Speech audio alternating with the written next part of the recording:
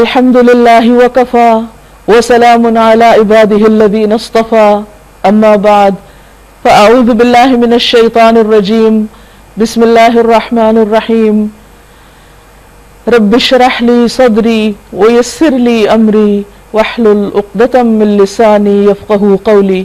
السلام علیکم ورحمۃ اللہ وبرکاتہ۔ ناظرین، فہم القرآن پروگرام کے سلسلے میں آج ہم انشاءاللہ 16ویں پارے کا مطالعہ کریں گے۔ قرآن مجید اللہ سبحانہ وتعالیٰ کا کلام ہے اور اسے باقی تمام کلاموں پر اس طرح فضیلت حاصل ہے جس طرح خود رب العزت کو باقی ساری مخلوق پر فضیلت حاصل ہے۔ جو لوگ اس کلام کو اہمیت دیتے ہیں اپنی زندگی میں، جو اس کو پڑھتے ہیں، سیکھتے ہیں، سمجھتے ہیں اور اس کی خدمت کرتے ہیں، اللہ تعالیٰ دنیا اور آخرت میں ان کو عزت عطا فرمائے گا۔ احد کے دن جب بہت سے لوگ شہید ہو گئے تھے تو ہم دیکھتے ہیں کہ نبی صلی اللہ علیہ وسلم دو لوگوں کو ایک قبر میں جمع کر رہے تھے۔ اس موقع پر آپ لوگوں سے پوچھتے تھے جب ان کو دفنانے لگتے کہ ان میں سے کون زیادہ قرآن مجید جانتا ہے، تو جب ان میں سے ایک آدمی کی طرف اشارہ کیا جاتا تو آپ پہلے اس کو اٹھاتے اور قبر میں ڈالتے اور پھر دوسرے کو۔ گویا آپ لوگوں کو یہ سکھانا چاہ رہے تھے اپنے عملی رویے سے کہ کس طرح اہل القرآن کو دوسروں پر اہمیت ہے، فضیلت ہے۔ تو اللہ تعالیٰ سے دعا ہے کہ وہ ہمارے دلوں میں بھی قرآن پاک کی ایسی محبت پیدا کر دے کہ اس کی وجہ سے اللہ تعالیٰ ہمیں دنیا اور آخرت میں اپنے خاص بندوں میں شامل فرما لے۔ ارشاد باری تعالیٰ ہے، قال الم اقل لك انك لن تستطيع معي صبرا قال ان سألتك عن شيء بعدها فلا تصاحبني قد بلغت من لدني عذرا۔ اس نے کہا، یعنی خضر علیہ السلام نے، میں نے تم سے کہا نہ تھا کہ تم میرے ساتھ صبر نہیں کر سکتے؟ موسیٰ علیہ السلام نے کہا، اس کے بعد اگر میں آپ سے کچھ پوچھوں تو آپ مجھے ساتھ نہ رکھیں، لیجئے اب تو میری طرف سے آپ کو عذر مل گیا۔ خضر علیہ السلام کو چونکہ خصوصی علم حاصل تھا اور ایک خاص قسم کی طاقت بھی اللہ تعالیٰ نے دی ہوئی تھی تاکہ وہ دنیا کے معاملات میں اللہ کے حکم سے کچھ تصرفات کریں، وہ کام کریں جو اور لوگ نہیں کر سکتے۔ یہ اللہ نے ان کو ایک خاص مقام دے رکھا تھا، اور ان میں سے بہت سے کام ایسے تھے جو عام ضابطے کے خلاف تھے، جو عموماً انسانوں کو کرنے کی اجازت نہیں۔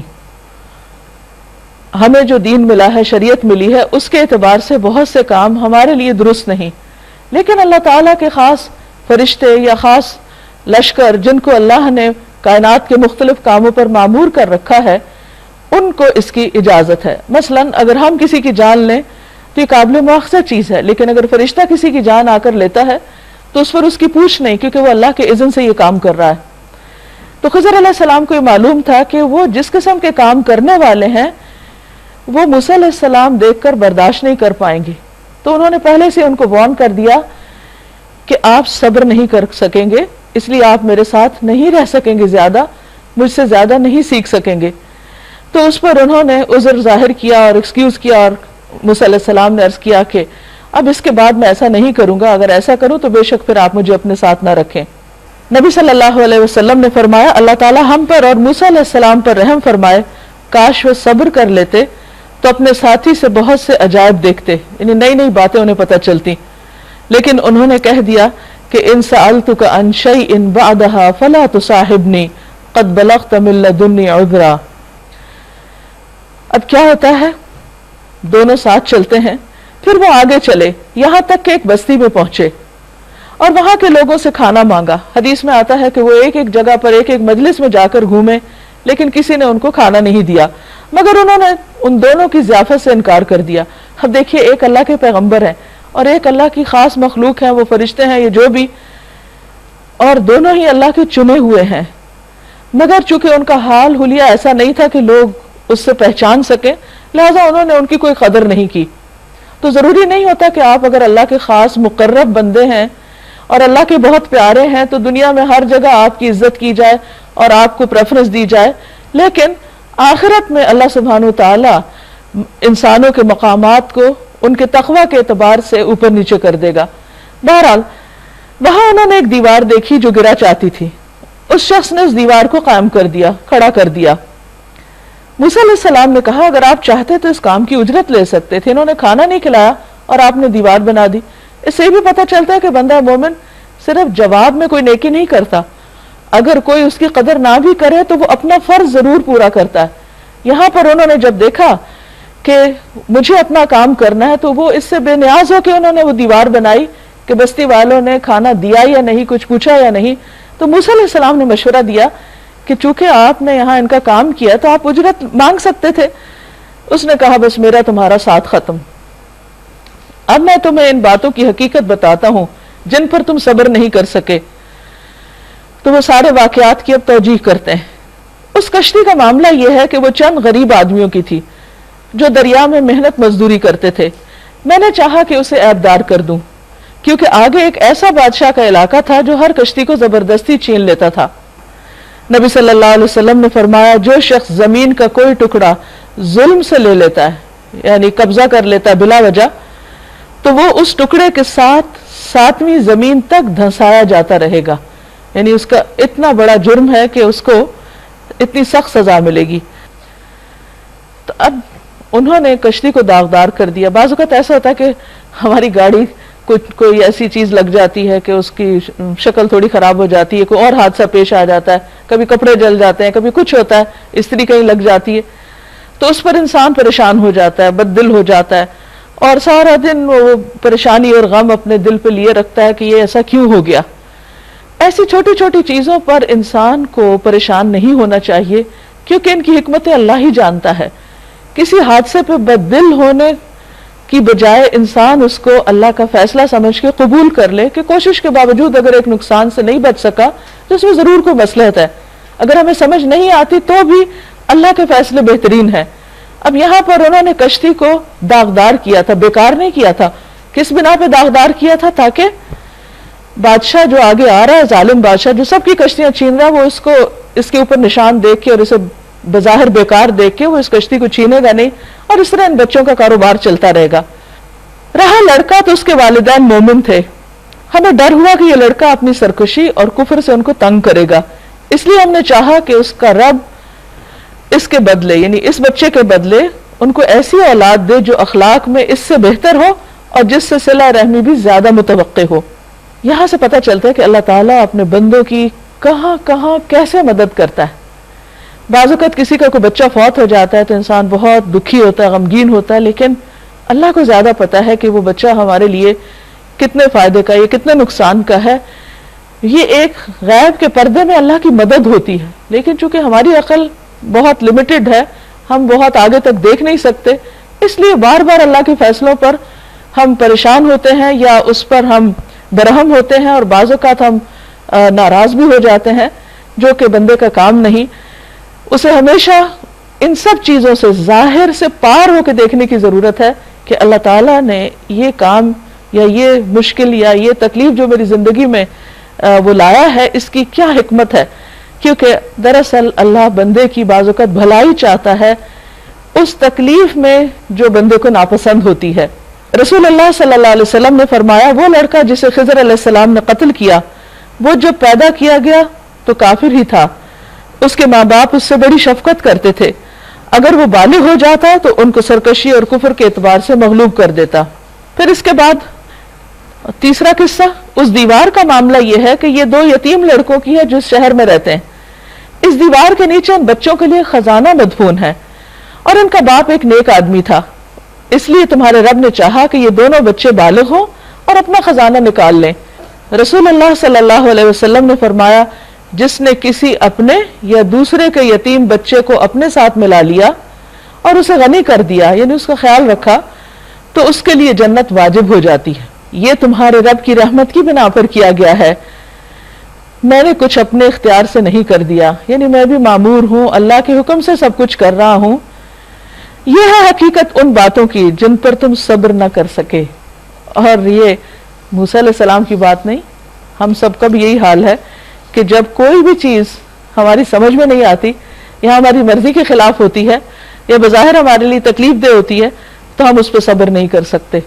تو صبر صدمے کی پہلی چوٹ لگنے پر ہوتا ہے اور اس وقت انسان اپنی زبان کو کنٹرول میں رکھے کہ کوئی منفی بات نہ کرے، اپنے دل میں کوئی ناشکری کے جذبات نہ لائے اور اپنے عمل میں کوئی ایسا کام نہ کرے جو اللہ تعالیٰ کو مزید ناراض کرے، کیونکہ اللہ تعالیٰ اس مشکل کے ذریعے بھی ہم پر اپنی رحمت ہی کر رہا ہوتا ہے۔ تو اس کو سمجھنے کے لیے اللہ سبحانہ وتعالیٰ نے موسیٰ علیہ السلام کے اس واقعے سے ہمیں ان 3 واقعات کو بیان کر کے ہمیں بہت سی باتیں سمجھائی ہیں۔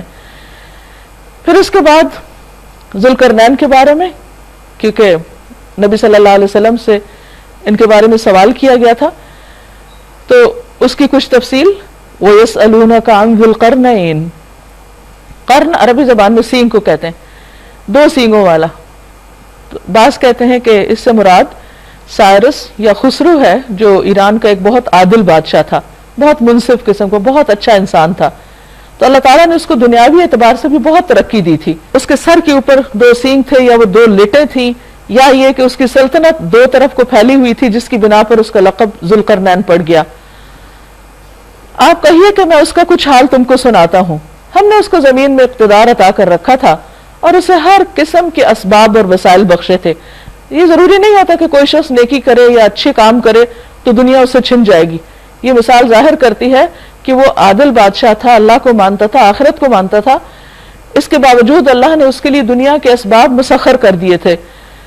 اس نے پہلے مغرب کی طرف ایک مہم کا سر و سامان کیا۔ کہا جاتا ہے کہ چونکہ ایران کا بادشاہ تھا تو ایران کے مغرب کی طرف ایجین سی کی جانب اس نے ایک مہم کا آغاز کیا اور وہاں فاتح کی حیثیت سے گیا، حتیٰ کہ جب غروب آفتاب کی حد تک پہنچ گیا، یعنی آگے سمندر آ گیا، تو اس نے سورج کو ایک کالے پانی میں ڈوبتا دیکھا۔ جیسے روز ہم دیکھتے ہیں کہ سورج نیچے جا رہا تھا، اگر آپ سی سائڈ پہ جائیں تو وہاں پر لٹرلی یوں لگتا ہے جیسے سورج سمندر کے اندر ڈوب رہا ہے۔ وہاں اسے قوم ملی۔ ہم نے کہا ذوالقرنین، تجھے قدرت حاصل ہے کہ ان کو تکلیف پہنچائے یا ان کے ساتھ اچھا رویہ اختیار کرے، تم فاتح ہو، جو چاہو کرو۔ اس نے کہا جو ان میں سے ظلم کرے گا ہم اس کو سزا دیں گے، پھر وہ اپنے رب کی طرف پلٹایا جائے گا اور وہ اسے اس سے زیادہ سخت سزا دے گا، کیونکہ ظلم اللہ تعالیٰ کو پسند نہیں۔ اور جو ان میں سے ایمان لائے گا اور نیک عمل کرے گا اس کے لیے اچھی جزا ہے اور ہم اس کو نرم احکام دیں گے۔ یعنی دنیا میں بھی انسان کے لیے بھلائی ہے جب انسان اچھے کام کرتا ہے۔ پھر اس نے ایک دوسری مہم کی تیاری کی، یہاں تک کہ طلوع آفتاب کی حد تک جا پہنچا، یعنی مشرق کی طرف اس نے اپنی مہم جاری کی۔ وہاں اس نے دیکھا کہ سورج ایک ایسی قوم پر طلوع ہو رہا ہے جس کے لیے دھوپ سے بچنے کا کوئی سامان ہم نے نہیں کیا، یعنی وہاں کوئی سایہ وغیرہ نہیں تھا، کئی عمارتیں بھی نہیں تھی، کچھ بھی نہیں۔ یہ حال تھا ان کا، یعنی بالکل ہی ان پڑھ قسم کے لوگ۔ اور ذوالقرنین کے پاس جو کچھ تھا ہم اسے جانتے تھے، اور ہم یہ بھی جانتے تھے کہ کس طرح وہ ان وسائل کو استعمال کرتا ہے، کیونکہ وہ بہت عادل تھا۔ ثم اتبع سببا، پھر اس نے ایک اور مہم کا سامان کیا، غالباً شمال مشرق کی طرف، یہاں تک کہ جب 2 پہاڑوں کے درمیان پہنچا تو اسے ان کے پاس ایک قوم ملی جو مشکل سے ہی کوئی بات سمجھتی تھی، یعنی بالکل اجنبی اور سخت وحشی قسم کے لوگ۔ ان لوگوں نے کہا، اپنے اشاروں سے سمجھایا، اے ذوالقرنین، یاجوج اور ماجوج اس زمین میں فساد پھیلاتے ہیں، تو کیا ہم تجھے کوئی ٹیکس اس کام کے لیے دیں کہ تو ہمارے اور ان کے درمیان ایک بند تعمیر کر دے، ایک وال بنا دے؟ اس نے کہا جو کچھ میرے رب نے مجھے دے رکھا ہے وہ بہت ہے، بس تم محنت سے میری مدد کرو، یعنی ہیومن ریسورس چاہیے، باقی وسائل میرے پاس ہیں، میں تمہارے اور ان کے درمیان بند بنائے دیتا ہوں، مجھے لوہے کی چادریں لا کر دو۔ آخر جب دونوں پہاڑوں کے درمیانی خلا کو اس نے پاٹ دیا تو لوگوں سے کہا کہ اب آگ دہکاؤ۔ یہ لگتا ہے خاص قسم کی ٹیکنالوجی تھی اس کے پاس جس کے ذریعے اس نے یہ سارا کام کیا، حتیٰ کہ جب وہ لوہے کی دیوار بالکل آگ کی طرح سرخ ہو گئی تو اس نے کہا لاؤ اب میں اس پر پگھلا ہوا تانبا انڈے لوں۔ بہت بڑے پیمانے پہ یہ سب کچھ کیا ہوگا۔ یہ ایسا بند تھا کہ یاجوج ماجوج اس پر چڑھ کے بھی نہیں آ سکتے تھے، اور اس میں نقب لگانا یعنی سوراخ کرنا ان کے لیے اور بھی مشکل تھا۔ ذوالقرنین نے کہا یہ میرے رب کی رحمت ہے، ھذا رحمت من ربی۔ اب دیکھیے کہ جب کوئی شخص، کوئی قوم دنیا میں ایسے کارنامے کرتی، لوہے کا ایسا استعمال جانتی، تو عموماً ان کے اندر غرور پیدا ہو جاتا ہے، تکبر آ جاتا ہے کہ ہم نے اتنا بڑا کام کیا، لیکن اتنا کچھ بنا کے اتنی عاجزی، کہتے ہیں میرے رب کی رحمت ہے، اسی کا فضل ہے، اسی کے سکھانے سے میں نے یہ کام کیا ہے۔ یعنی ذوالقرنین ایک بہت زبردست مثال ہے ان لوگوں کے لیے جنہیں اللہ تعالیٰ دین بھی دیتا ہے اور دنیا بھی دیتا ہے، اور دنیا میں اتنا زبردست کنٹرول کہ اس کے دائیں بائیں اور مختلف علاقوں میں اس کی حکومت، اور اتنی زبردست ٹیکنالوجی اور لوہے کی ایسی دیوار کہ جسے کوئی توڑ نہ سکے، یہ سب کچھ بنانے کے بعد پھر وہ اللہ کے آگے جھکنے والا اور عاجزی اور انکساری کرنے والا۔ پھر کہا کہ مگر جب میرے رب کے وعدے کا وقت آئے گا یعنی آخرت، تو وہ اس کو پیوند خاک کر دے گا، یہ دیوار ٹوٹ جائے گی، اور میرے رب کا وعدہ برحق ہے، یعنی اس کا آخرت پر ایمان تھا۔ وہ آخرت کیا چیز ہے، وہ یوم الحشر کیا ہے؟ اس روز ہم لوگوں کو چھوڑ دیں گے کہ سمندر کی موجوں کی طرح ایک دوسرے سے گتھم گتھا ہوں، کسی کو اپنا ہوش نہ ہوگا، اور سور پھونکا جائے گا، اور ہم سب انسانوں کو ایک ساتھ جمع کریں گے۔ اور وہ دن ہوگا جب ہم جہنم کو کافروں کے سامنے لائیں گے، ان کے سامنے جو میری نصیحت کی طرف سے اندھے بنے ہوئے تھے، یعنی میری بات سننے کو تیار نہ تھے اور کچھ سننے کے لیے تیار ہی نہ تھے، وَكَانُوا لَا يَسْتَطِيعُونَ سَمْعًا۔ تو یہ یہاں بہت ڈرنے کی بات ہے کہ انسان کو کم از کم اللہ کی بات سن تو لینی چاہیے، کیونکہ جب انسان سنتا ہی نہیں تو اس کو پتہ کیسے چلے گا کہ کسی بھی چیز کی حقیقت کیا ہے۔ جو سنے بغیر ہی انکار کر دے وہ ایروگنس کی علامت ہوتی ہے۔ تو کیا یہ لوگ جنہوں نے کفر کا رویہ اختیار کیا یہ سمجھتے ہیں کہ مجھے چھوڑ کر میرے بندوں کو اپنا کارساز بنا لیں گے؟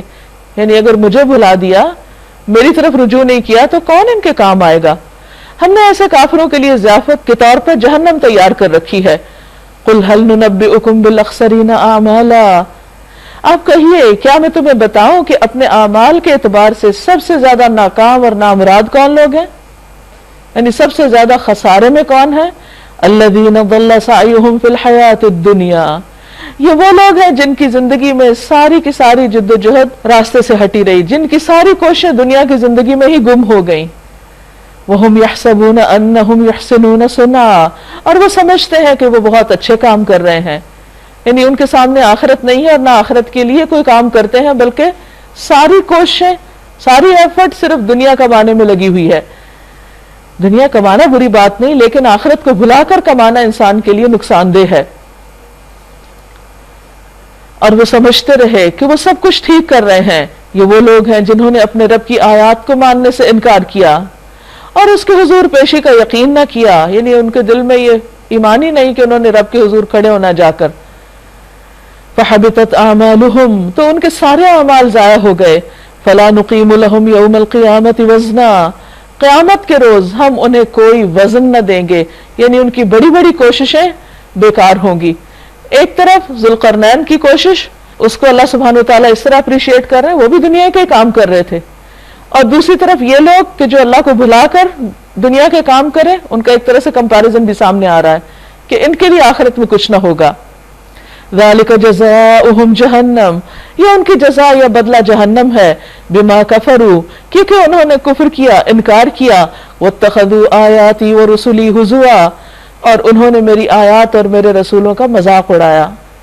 إِنَّ الَّذِينَ آمَنُوا وَعَمِلُوا الصَّالِحَاتِ، اس کے برعکس دوسرے لوگ جو ایمان لائیں اور جو نیک کام کریں، كَانَتْ لَهُمْ جَنَّاتُ الْفِرْدَوْسِ نُزُلًا، ان کی میزبانی کے لیے فردوس کے باغات ہیں جس میں وہ ہمیشہ رہیں گے، خالدین فیہا لا یبغون عنہا حولا، اور کبھی اس جگہ سے نکل کر کہیں جانے کو ان کا دل نہ چاہے گا۔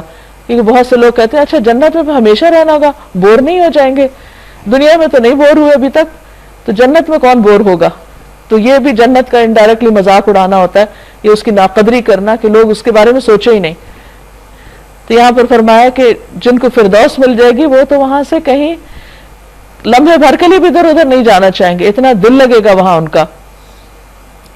اے محمد صلی اللہ علیہ وسلم کہیے اگر سمندر میرے رب کی باتیں لکھنے کے لیے روشنائی بن جائے، انک بن جائے، تو وہ ختم ہو جائے، اور ایک اور جگہ پر آتا ہے اتنے 7 سمندر ہم اور شامل کر دیں تو رب کی باتیں نہ ختم ہوں، مگر میرے رب کی باتیں ختم نہ ہوں بلکہ اتنی ہی روشنائی ہم اور لے آئیں تو وہ بھی کافی نہ ہو۔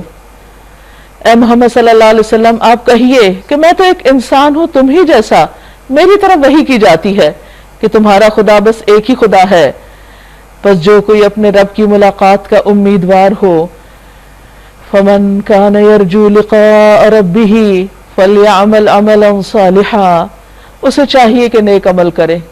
جس کو یہ یقین ہے کہ اللہ کے سامنے جا کے کھڑے ہونا ہے اسے پھر تیاری کر لینی چاہیے. اور تیاری کس چیز کی ہے؟ اچھے کاموں سے. اور صرف نیک کام نہیں کافی بلکہ وَلَا يُشْرِكْ بِعِبَادَةِ رَبِّهِ أَحَدًا، اپنے رب کی عبادت میں کسی اور کو شریک نہ کرے، یعنی شرک سے بچے. سورۃ مریم. بسم اللہ الرحمن الرحیم. شروع اللہ کے نام سے جو بے انتہا مہربان نہایت رحم فرمانے والا ہے. کاف ہا یا عین صاد. کاف ہا یا عین صاد. ذکر رحمت ربک عبدہ زکریا، ذکر ہے اس رحمت کا جو تیرے رب نے اپنے بندے زکریا پر کی علیہ السلام، جبکہ اس نے اپنے رب کو چپ کے پکارا. یہ دعاؤں کا اثر تھا، اللہ سے راز و نیاز کا، اللہ سے سرگوشیوں کا. اس نے عرض کیا اے پروردگار میری ہڈیاں تک گھل گئی ہیں، سر بڑھاپے سے بھڑک اٹھا ہے. اے پروردگار میں کبھی تجھ سے مانگ کر نامراد نہیں رہا. مجھے اپنے پیچھے اپنے بھائی بندوں کی برائیوں کا خوف ہے کہ ان کا کیا بنے گا، ان کو کون دیکھے گا، اور میری بیوی بانجھ ہے. تو مجھے اپنے فضل خاص سے ایک وارث عطا کر دے جو میرا وارث بھی ہو اور آل یعقوب کی میراث بھی پائے، یعنی نبوت کا یہ سلسلہ ہمارے خاندان میں چلتا رہے. اور اے پروردگار اس کو ایک پسندیدہ انسان بنا. جواب دیا گیا اے زکریا ہم تجھے ایک لڑکے کی بشارت دیتے ہیں جس کا نام یحییٰ ہوگا. اللہ تعالیٰ نے نام بھی خود ہی رکھ دیا. اس طرح دعا سنی، ہم نے اس نام کا کوئی آدمی اس سے پہلے پیدا نہیں کیا. بالکل اچھوتا انوکھا نام. ہر ماں باپ کی خواہش ہوتی ہے کہ ان کے بچے کا وہ نام ہو جو کسی اور کا نہ ہو. عرض کیا پروردگار بھلا میرے ہاں کیسے بیٹا ہوگا جبکہ میری بیوی بانجھ ہے اور میں بوڑھا ہو کر سوکھ چکا ہوں. جواب ملا ایسا ہی ہوگا، تیرا رب فرماتا ہے کہ یہ تو میرے لیے ایک ذرا سی بات ہے. آخر اس سے پہلے میں تجھے پیدا کر چکا ہوں جبکہ تو کوئی چیز نہ تھا. اگر تجھے پیدا کیا تو تیرا بیٹا بھی پیدا کر سکتا ہوں. اللہ کی قدرت اور اللہ کی طاقت نظر آتی ہے کہ وہ اسباب کا محتاج نہیں اور وہ جب جو چاہے کر سکتا ہے. اصل بات یہ ہے کہ ہم اپنی دعاؤں کو دیکھیں کہ ان میں کتنا یقین ہے، ان میں کتنی سچائی ہے. زکریا علیہ السلام نے کہا پروردگار میرے لیے کوئی نشانی مقرر کر دے. ری ایشورنس چاہتے تھے کہ یقین کی بات. فرمایا تیرے لیے نشانی یہ ہے کہ تو 3 دن مسلسل لوگوں سے بات نہ کر سکے گا. چنانچہ وہ محراب سے نکل کر اپنی قوم کے سامنے آئے اور اشارے سے ان کو ہدایت کی کہ صبح و شام تسبیح کرو. یعنی جو واعظ ان کو دیتے تھے یا تعلیم دیتے تھے وہ سارا سلسلہ ختم کر کے 3 دن تک خود بھی ذکر کرتے رہے اور ان کو بھی اشارے سے سمجھایا کہ اللہ کا شکر اور ذکر کرو.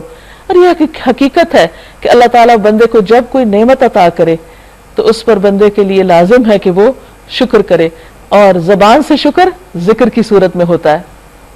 یا یحییٰ، اب یحییٰ علیہ السلام پیدا ہو گئے. بہت ڈیٹیلز قرآن کے قصوں میں نہیں ہوتی، ایک بیچ میں لمبا عرصہ ہے کہ یحییٰ علیہ السلام پیدا ہوئے، بڑے ہوئے، سمجھدار ہوئے تو اللہ تعالیٰ ان سے مخاطب ہے براہ راست کہ جس مقصد کے لیے ان کو پیدا کیا گیا تھا وہ ان کو سونپا جا رہا ہے. یا یحییٰ، اے یحییٰ خذ الکتاب بقوہ، کتاب الہی کو مضبوطی سے پکڑ لو. وآتیناہ الحکم صبیا، ہم نے اسے بچپن میں ہی حکم سے نوازا، یعنی قوت فیصلہ، قوت اجتہاد، دین کی سمجھ اور ڈیسیژن پاور. یہ اللہ سبحانہ وتعالیٰ نے ان کو خاص طور پر دوسرے بچوں سے زیادہ بچپن میں ہی یہ سب نعمتیں دے دی تھیں کیونکہ ان سے ایک بڑا کام لینا تھا اور وہ اپنے والد کی دعا کا نتیجہ تھے. ہم نے اسے بچپن میں ہی حکم سے نوازا اور اپنی طرف سے اس کو نرم دلی اور پاکیزگی عطا کی، اور وہ بڑا پرہیزگار اور والدین کا حق شناس تھا. یعنی ایسا نہیں کہ یہ ساری قوتیں، قابلیتیں اور سارے ٹیلنٹس پا کر پھر وہ والدین کے لیے سرکش ہوتا یا کسی تکبر و غرور کا شکار ہوتا. نہیں، نرم دلی بھی، پاکیزگی بھی، پرہیزگاری بھی اور ماں باپ کے ساتھ حسن سلوک، ساری خوبیاں ان کے اندر تھیں. وہ جبار نہ تھا نہ نافرمان. سلام اس پر جس روز وہ پیدا ہوا، جس دن وہ مرے گا اور جس دن وہ زندہ کر کے اٹھایا جائے گا. وَاذْكُرْ فِي الْكِتَابِ مریم، اور اس کتاب میں مریم کا حال بیان کیجئے جبکہ وہ اپنے لوگوں سے الگ ہو کر مشرقی جانب گوشہ نشین ہو گئی ہیکل میں. پردہ ڈال کر ان سے چھپ بیٹھی، کیونکہ اس سے پہلے کبھی کوئی خاتون وہاں جا کر عبادت نہیں کرتی تھی، تو انہیں ایک الگ حصہ دے دیا گیا اور اس میں وہ دن رات رہتی۔ اس حالت میں ہم نے اس کے پاس اپنی روح یعنی فرشتے کو بھیجا اور وہ اس کے سامنے ایک پورے انسان کی شکل میں نمودار ہو گیا۔ قالت انی اعوذ بالرحمن منک ان کنت تقیا، مریم یکایک بول اٹھی، اگر تو کوئی خدا ترس آدمی ہے تو میں تجھ سے رحمان کی پناہ مانگتی ہوں کہ تم یہاں کیسے آ گئے، تم کون ہو؟ اس نے کہا میں تو تیرے رب کا فرشتہ ہوں، اس لیے بھیجا گیا ہوں کہ تجھے ایک پاکیزہ لڑکا عطا کروں۔ مریم نے کہا میرے ہاں کیسے لڑکا ہوگا جبکہ مجھے کسی بشر نے ہاتھ تک نہیں لگایا اور میں کوئی بدکار عورت نہیں ہوں۔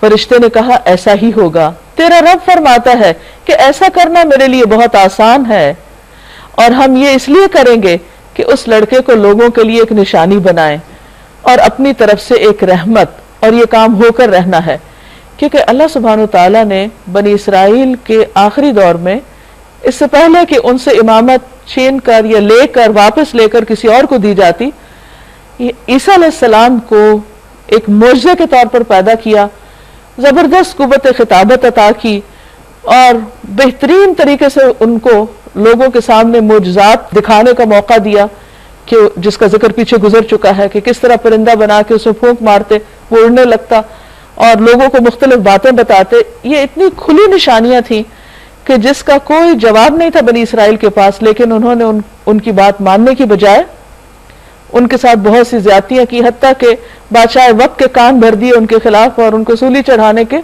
سازشیں کرنے لگے، جس میں بہرحال وہ کامیاب نہ ہوئے۔ پھر کیا ہوتا ہے، مریم کو اس بچے کا یعنی عیسیٰ علیہ السلام کا حمل رہ گیا اور وہ اس کو لیے ہوئے ایک دور کے مقام پر چلی گئی۔ پھر زچگی کی تکلیف نے اسے کھجور کے ایک درخت کے نیچے پہنچا دیا، کہنے لگی کاش میں اس سے پہلے ہی مر جاتی اور میرا نام و نشان نہ رہتا۔ یعنی جسمانی تکلیف کے علاوہ وہ اس پریشانی میں تھی کہ اب اس بچے کو لے کر جاؤں گی کہاں۔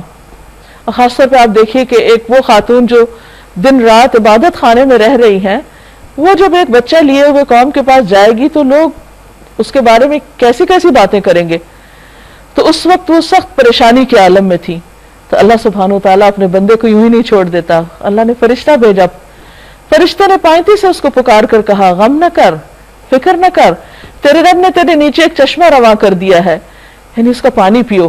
کیونکہ ہوتا ہی ہے کہ انسان جب ایسی کسی گھبراہٹ یا غم کے عالم میں ہوتا ہے تو پانی پینا اور اللہ سبحانہ وتعالیٰ کا ذکر کرنا یہ چیزیں فائدہ دیتی ہیں، کیونکہ پریشانی کے وقت صرف پریشان ہوتے رہنے سے پریشانی حل نہیں ہوا کرتی۔ اور یہاں پر آپ دیکھیے کہ جس کے پاس کوئی انسان نہیں اس مشکل وقت میں، تو اللہ نے اس کو تنہا نہیں چھوڑا، فرشتہ بھیج کر ان کی دل جوئی کی، اور وہ ان کو بتا رہا ہے، سکھا رہا ہے کہ تو ذرا اس درخت کے تنے کو ہلا، تیرے اوپر تر و تازہ کھجوریں ٹپک پڑیں گی۔ اب دیکھیے اللہ تعالیٰ بھی کر سکتے تھے کہ پلیٹ میں ڈال کے بھیج دیتے، لیکن کہا کہ نہیں، تم خود گراؤ اپنے اوپر، بس تم کھاؤ اور پیو اور اپنی آنکھیں ٹھنڈی کرو، پھر اگر کوئی آدمی تجھے نظر آئے تو کہہ دینا میں نے رحمان کے لیے روزے کی نظر مانی ہے۔ بنی اسرائیل میں ویسے بھی چپ کا روزہ ہوتا تھا کہ سارا دن بولنا نہیں کسی سے، ہمارے ہاں تو صرف کھانے پینے سے پرہیز ہے، لیکن ان کے ہاں یہ بھی ایک مزید ایکسٹرا پابندی تھی، اس لیے آج میں کسی سے نہ بولوں گی۔ پھر وہ اس بچے کو لیے ہوئے اپنے قوم میں آئی، لوگ کہنے لگے اے مریم یہ تو نے بڑا پاپ کر ڈالا، یہ تم نے کیا کیا؟ اے ہارون کی بہن، خطاب کا ایک انداز ہے، یعنی ان کا نام نہیں لیا بلکہ ایک ایسے انسان کے نام سے ان کو منسوب کیا کہ تم کس خاندان کی بچی ہو، سوچو تم نے کیا کیا۔ نہ تیرا باپ کوئی برا آدمی تھا، نہ تیری ماں ہی کوئی بدکار تھی، والدہ ان کی تو اتنی نیک خاتون تھی جنہوں نے نظر مانی تھی کہ میں اپنے بچے کو اللہ کی راہ میں دوں گی، تو تم ان کی اولاد ہو، یہ کیا ہوا؟ مریم نے بچے کی طرف اشارہ کر دیا، منہ سے کچھ نہیں بولی۔ لوگوں نے کہا ہم اس سے کیا بات کریں گے جو گہوارے میں پڑا ہوا ایک بچہ ہے، چھوٹا سا دودھ پیتا بچہ ہے، یہ کیا کرے گا؟ قال انی عبداللہ، بچہ بول اٹھا، بولا میں اللہ کا بندہ ہوں، آتانی الکتاب وجعلنی نبیا، اس نے مجھے کتاب دی اور نبی بنایا، وجعلنی مبارکا اینما کنت، اور بابرکت کیا جہاں بھی میں رہوں، جہاں بھی جاؤں برکتیں ہی برکتیں، وأوصانی بالصلاة والزکاة ما دمت حیا، اور نماز اور زکوٰۃ کی پابندی کا حکم دیا جب تک میں زندہ رہوں، اور اپنی والدہ کا حق ادا کرنے والا بنائے. یہاں پر آپ دیکھیے کہ دونوں چیزیں ساتھ ساتھ چل رہی. جب یحییٰ علیہ السلام کا ذکر ہوا تو وہاں بھی یہی ہے, یہاں بھی. تو اس سے یہ پتہ چلتا ہے کہ اللہ کی عبادت کے ساتھ ساتھ انسانوں میں سے والدین کا حق سب سے بڑا ہے. یہاں ہم دیکھتے ہیں کہ عیسیٰ علیہ السلام جو پنگھوڑے میں بول رہے ہیں تو والدہ پر احسان کا ذکر کر رہے ہیں, والد کا نہیں, کیونکہ ان کے والد تو تھے نہیں, وہ تو اللہ کے کلمہ کن سے پیدا ہوئے تھے. اور مجھ کو جبار اور شقی یعنی بدبخت نہیں بنایا, سلام ہے مجھ پر جبکہ میں پیدا ہوا, جبکہ میں مروں اور جبکہ زندہ کر کے اٹھایا جاؤں. تو یحییٰ علیہ السلام کی طرح عیسیٰ علیہ السلام پر بھی اللہ تعالیٰ نے ان کی ولادت کے ساتھ ہی بہت برکتیں نازل کی. اور یہ حقیقت ہے کہ بعض بچے اپنے خاندانوں کے لیے بہت ہی بابرکت ثابت ہوتے ہیں, اور خصوصاً جب وہ اپنے والدین کی دعائیں ہوں. اور اسی لیے بچوں کی تربیت جو ہے وہ پیدا ہونے کے بعد نہیں شروع ہوتی, وہ پیدائش سے پہلے ہی شروع ہو جاتی. اور انسان پہلے پلان کرتا ہے کہ بچے کو کیا تعلیم دی جائے گی, کس طرح اس کی تربیت کی جائے گی, اور پھر صرف اپنی کوششیں نہیں بلکہ اللہ تعالیٰ سے دعائیں بھی کی جاتی ہیں. حضرت زکریا علیہ السلام نے دعا کی تھی کہ رب ہب لی من لدنک ذریۃ طیبہ, اللہ مجھے اپنے پاس سے پاکیزہ اولاد عطا کر. صرف اولاد نہیں مانگی, پاکیزہ اولاد مانگی. اسی طرح باقی والدین کو بھی یہی کرنا چاہیے کہ وہ اس وقت سے فکر کریں, کیونکہ بچے جب پیدا ہو جاتے ہیں اور پھر ان پر مختلف لوگوں کے اثرات شروع ہو جاتے ہیں, خاندان کے اندر بھی, خاندان سے باہر بھی, پھر تعلیم میں بھی, پھر اور دنیا بھر کا ایکسپوجر, تو پھر والدین کی اپنی کوششوں کا حصہ بہت کم رہ جاتا ہے. تو جتنا ارلی سٹارٹ کرے انسان اتنا ہی بہتر ہے. فرمایا ذالک عیسیٰ ابن مریم, یہ ہے عیسیٰ ابن مریم, اور یہ ہے اس کے بارے میں وہ سچی بات جس میں لوگ شک کر رہے ہیں. اللہ کا یہ کام نہیں کہ وہ کسی کو بیٹا بنائے, وہ پاک ذات ہے, وہ جب کسی بات کا فیصلہ کرتا ہے تو کہتا ہے کہ ہو جا, اور بس وہ ہو جاتی ہے. اور عیسیٰ علیہ السلام نے کہا تھا اللہ میرا رب بھی ہے اور تمہارا رب بھی, بس تم اس کی بندگی کرو, یہی سیدھی راہ ہے. یعنی عیسیٰ علیہ السلام نے کبھی بھی یہ نہیں کہا کہ لوگوں میری عبادت کرو یا میں تمہارا خدا ہوں, ہرگز نہیں. مگر پھر مختلف گروہ باہم اختلاف کرنے لگے. سو جن لوگوں نے کفر کیا ان کے لیے وہ وقت بڑی تباہی کا ہوگا جبکہ وہ ایک بڑا دن دیکھیں گے جب وہ ہمارے سامنے حاضر ہوں گے.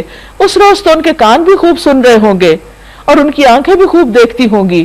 یعنی آج جن کانوں اور آنکھوں پہ پردہ پڑا ہوا وہ ہٹ جائے گا, مگر آج یہ ظالم کھلی گمراہی میں مبتلا ہے. اے محمد صلی اللہ علیہ وسلم, اس حالت میں جبکہ یہ لوگ غافل ہیں اور ایمان نہیں لا رہے, انہیں اس دن سے ڈراؤ جبکہ فیصلہ کر دیا جائے گا اور پچھتاوے کے سوا کوئی چارہ نہ ہوگا. آخر کار ہم ہی زمین اور اس کی ساری چیزوں کے وارث ہوں گے, یعنی سارے معاملات اللہ کے ہاتھ میں ہوں گے اور سب ہماری طرف ہی پلٹائے جائیں گے. وَاذْكُرْ فِي الْكِتَابِ ابراہیم, اور اس کتاب میں ابراہیم علیہ السلام کا قصہ بیان کیجئے. اِنَّهُ كَانَ صِدِّيقًا نَبِيًّا, بے شک وہ ایک سچے انسان اور نبی تھے. انہیں ذرا اس موقع کی یاد دلاؤ جبکہ انہوں نے اپنے والد سے کہا ابا جان آپ کیوں ان چیزوں کی عبادت کرتے ہیں جو نہ سنتی ہیں نہ دیکھتی ہیں اور نہ آپ کا کوئی کام بنا سکتی ہیں. یعنی کس اچھے طریقے سے اپنے والد کو سمجھانے کی کوشش کر رہے ہیں. اور آپ دیکھیں عربی میں جو الفاظ ہیں یا ابتی, اے میرے ابا جان, یعنی بہت پیار سے بات کر رہے ہیں. عام طور پہ یہ ہوتا ہے کہ بچے اگر کچھ دین جان لیں یا ان کو کوئی سمجھ آ جائے تو والدین اگر اپنے پرانے طریقے پر ہوں تو بعض اوقات بچے بڑی بدتمیزی سے بات شروع کر دیتے ہیں اور ان کے ساتھ سختی کا رویہ اختیار کر لیتے ہیں. تو اس سے بچنا چاہیے. پیغمبروں کے طریقے پہ ہمیں ایسی کوئی چیز نظر نہیں آتی, بلکہ ہر پیغمبر کی جو خوبی بیان کی جا رہی ہے وہ کیا ہے کہ وہ نرم کلام تھے, ان کے اندر وہ جبار نہ تھے اور سخت مزاج نہ تھے. تو جب تک دین کے ساتھ نرمی شامل نہیں ہوگی بات نہیں بنے گی. تو یہ ہم سب کو اچھی طرح سمجھ لینا چاہیے. ہم دنیا کی جب کسی کو کوئی بات بتانی ہوتی ہے تو ہم اچھے سے اچھے طریقے سے بتاتے ہیں. ایسا کیوں ہوتا ہے کہ جب اللہ تعالیٰ کی بات کرتے ہیں, اللہ کے طرف لوگوں کو بلاتے ہیں تو ہمارے مزاج میں سختی آ جاتی ہے اور پھر اس سختی کی وجہ سے ہم لوگوں کو دین سے بھگا دیتے ہیں. تو انہوں نے اپنے والد سے کہا کہ آپ کیوں ایسا کرتے ہیں. اور یہ سوال کا انداز جو ہے یہ بہت ہی اچھا ہے کیونکہ دوسرے کو سوچنے پہ مجبور کرتا ہے. اس سے انسان دوسرے کے ضمیر کو جگاتا ہے, اس کی انا کو نہیں. جب آپ لٹ مار کے ایک صرف حکم جاری کر دیتے ہیں تو اس سے کیا نقصان ہوتا ہے کہ دوسرا شخص ڈیفینسو ہو جاتا ہے، لیکن جب آپ کوشچن کرتے ہیں، سوچنے کے لیے دوسرے کو کہتے ہیں، تو وہ پھر غور بھی کرتا ہے، اور اگر اس کے اندر تھوڑی سی بھی خیر ہو تو وہ ہدایت کی طرف آ جاتا ہے۔ ابا جان، میرے پاس ایک ایسا علم آیا ہے جو آپ کے پاس نہیں آیا۔ اب نیکسٹ سٹیپ لیتے ہیں کہ میں یہ باتیں اپنے دل سے نہیں کر رہا، کسی علم کی وجہ سے کر رہا ہوں۔ آپ میرے پیچھے چلے، میں آپ کو سیدھا رستہ بتاؤں گا، آپ مجھے فالو کریں۔ ابا جان، آپ شیطان کی بندگی نہ کریں، شیطان تو رحمان کا نافرمان ہے۔ کتنی خوبصورت بات ہے کہ کیوں نہ کریں، کیونکہ وہ رحمان کی بات نہیں مانتا، تو جو اس کی نہیں مانتا ہم اس کی کیوں مانیں۔ ابا جان، مجھے ڈر ہے کہ آپ کہیں رحمان کے عذاب میں مبتلا نہ ہو جائیں۔ اب آپ دیکھیے کہ انہوں نے یہاں سے نہیں بات شروع کی کہ رحمان کے عذاب میں پڑ جائیں گے اگر آپ یہ نہیں کریں گے، یعنی ایک ایک سٹیپ آپ دیکھیے کہ کتنی حکمت والا ہے۔ اور شیطان کے ساتھی نہ بن کر رہیں۔ باپ نے کہا، ابراہیم، کیا تو میرے معبودوں سے پھر گیا؟ تو جو اللہ کی باتیں کرنے لگ گیا تو یہ کیا ہو گیا؟ اگر تو باز نہ آیا تو میں تجھے سنسار کر دوں گا، پتھر مار کے ہلاک کر دوں گا۔ اب آپ دیکھیں ابراہیم علیہ السلام کا انداز اور باپ کا انداز، دونوں کے اخلاق میں کتنا فرق ہے، اور یہی ایک دین والے شخص کا اخلاق ہونا چاہیے جو ابراہیم علیہ السلام کا تھا، دین کی بات کرتے ہوئے، تبلیغ کرتے ہوئے۔ اور کہنے لگا، بس تو ہمیشہ کے لیے مجھ سے الگ ہو جا۔ ابراہیم علیہ السلام نے کہا، سلام ہے آپ کو۔ آپ دیکھیے کہ ہمبلنس کی انتہا ہے۔ باپ کہہ رہا ہے مار دوں گا تجھے، نکل جائے یہاں سے، وہ کہتے ہیں سلامتی ہو آپ پر، میں اپنے رب سے دعا کروں گا، یعنی مایوس نہیں ہوئے، میں اپنے رب سے دعا کروں گا کہ وہ آپ کو معاف کر دے۔ یعنی اس درجے کی خیر خواہی کہ انسان پتھر کھا کے بھی، گالیاں کھا کے بھی بد مزہ نہ ہو اور لوگوں کے ساتھ بھلائی کرتا رہے۔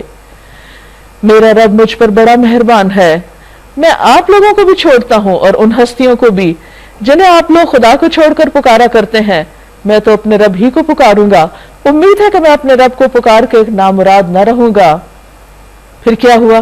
بس وہ ان لوگوں سے اور ان کے معبودوں سے جدا ہو گیا، تو ہم نے اس کو اسحاق اور یعقوب جیسی اولاد دی اور ہر ایک کو نبی بنایا اور ان کو اپنی رحمت سے نوازا اور ان کو سچی ناموری عطا کی۔ یعنی باپ نے اگر یہ سلوک کیا تو پھر محرومیاں نہیں تھیں، اللہ تعالیٰ نے اچھی اولاد کی شکل میں کمپنسیٹ کر دیا۔ وَاذْكُرْ فِي الْكِتَابِ مُوسَىٰ، اور ذکر کیجئے اس کتاب میں موسیٰ علیہ السلام کا، إِنَّهُ كَانَ مُخْلَصًا، وہ ایک چنے ہوئے انسان تھے، وَكَانَ رَسُولًا نَبِيًّا، اور ایک رسول نبی تھے، یعنی رسول بھی تھے نبی بھی تھے۔ وَنَادَيْنَاهُ مِنْ جَانِبِ الطُّورِ الْأَيْمَنِ وَقَرَّبْنَاهُ نَجِيًّا، ہم نے اس کو طور کی دائیں جانب سے پکارا اور راز کی گفتگو سے اس کو تقرب عطا کیا، یعنی خاص خصوصیت کے ساتھ ان کی یہ فضیلت ہے کہ ان سے باتیں کی، اور اپنی مہربانی سے اس کے بھائی ہارون کو نبی بنا کر اسے مددگار کے طور پر دیا۔ اللہ تعالیٰ اپنے احسانات یاد کرا رہے ہیں جو موسیٰ علیہ السلام پر فرمائے۔ وَاذْكُرْ فِي الْكِتَابِ اسماعیل، اور اس کتاب میں اسماعیل علیہ السلام کا ذکر کرو، إِنَّهُ كَانَ صَادِقَ الْوَعْدِ وَكَانَ رَسُولًا نَبِيًّا، وہ وعدے کا سچا اور رسول نبی تھا۔ ہم دیکھ رہے ہیں کہ تقریباً ہر پارے میں وعدے اور عہد کی بات آ رہی ہے، اور یہ خوبیوں کی بنیاد ہے، یعنی کہ ایک مومن کے لیے اس کے اخلاق میں ایک خاص خوبی ہے کہ وہ اپنی کمٹمنٹس نبھائے۔ وہ اپنے گھر والوں کو نماز اور زکوٰۃ کا حکم دیتے تھے۔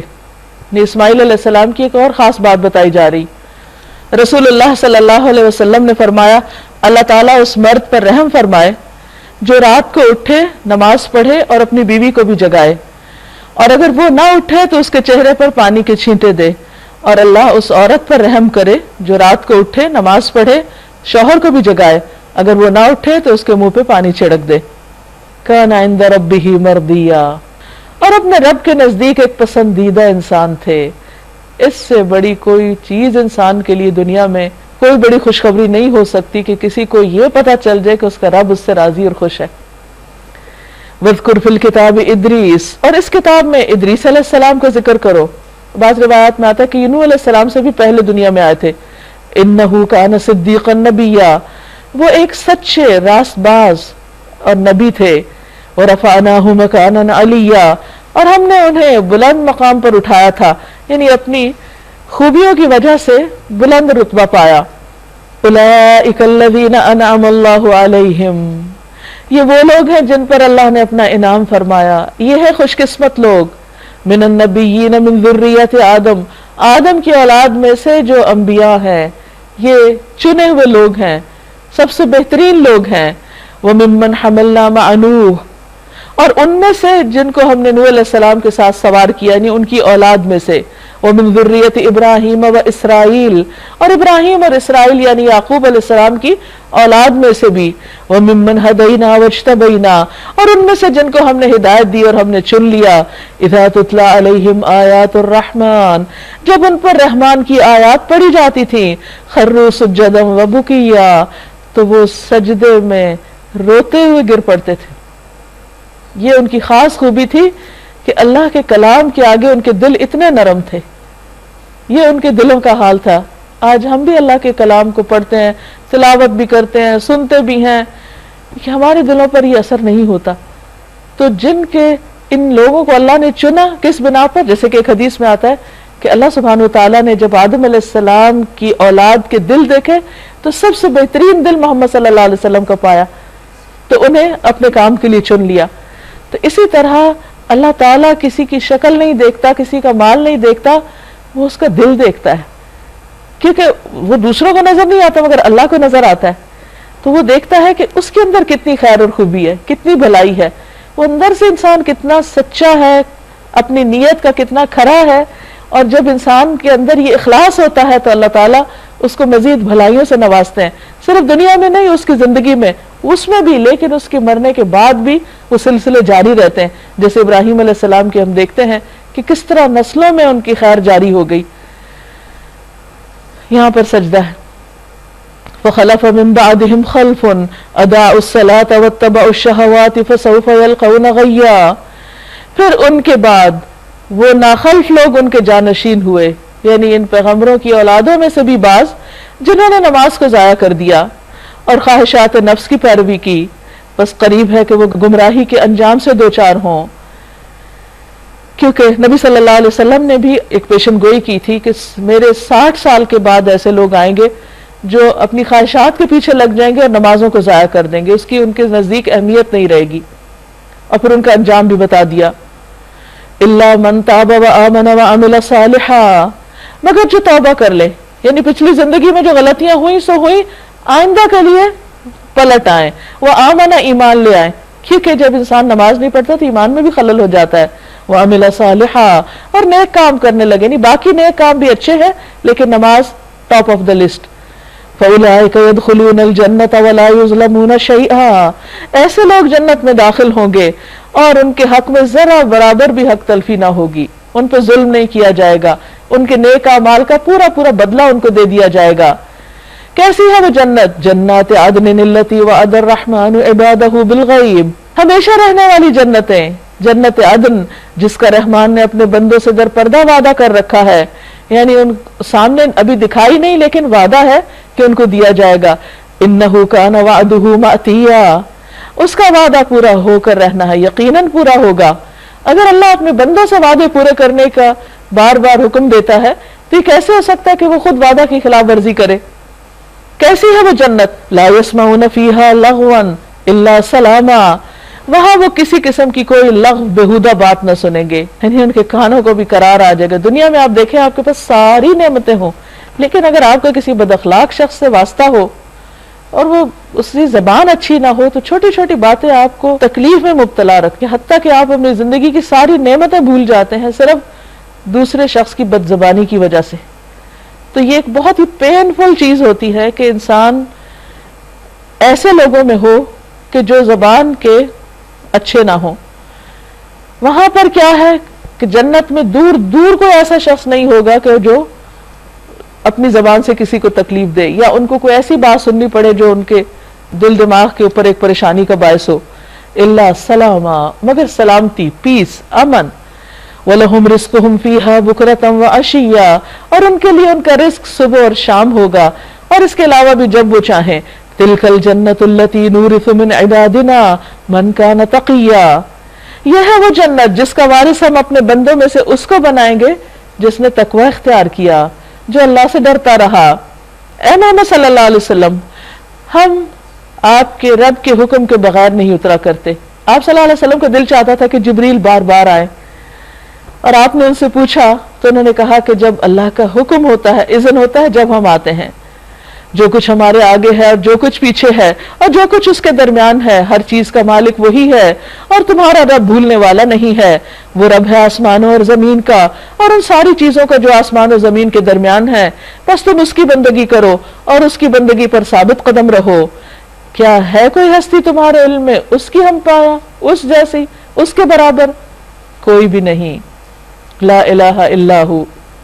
وَيَقُولُ الْإِنسَانُ أَإِذَا مِتُّ لَسَوْفَ أُخْرَجُ حَيًّا.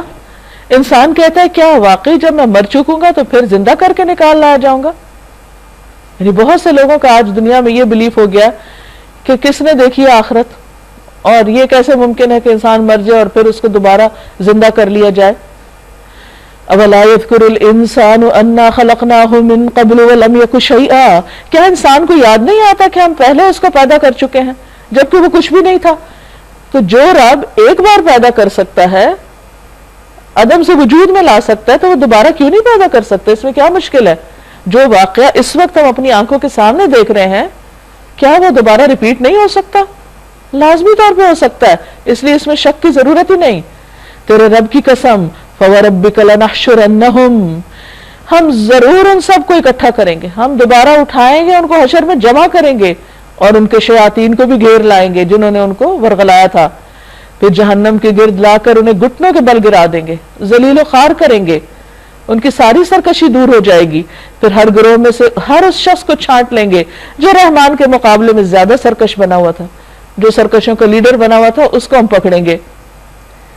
پھر یہ ہم جانتے ہیں کہ ان میں سے کون سب سے بڑھ کر جہنم میں جھونکے جانے کا مستحق ہے. یعنی اللہ کا فیصلہ ہے، اس لیے بندوں کو ایک دوسرے کے اوپر یہ فتوے نہیں لگانے چاہیے کہ کون کہاں جائے گا. اللہ جانتا ہے کہ کس کا مقام کیا ہے.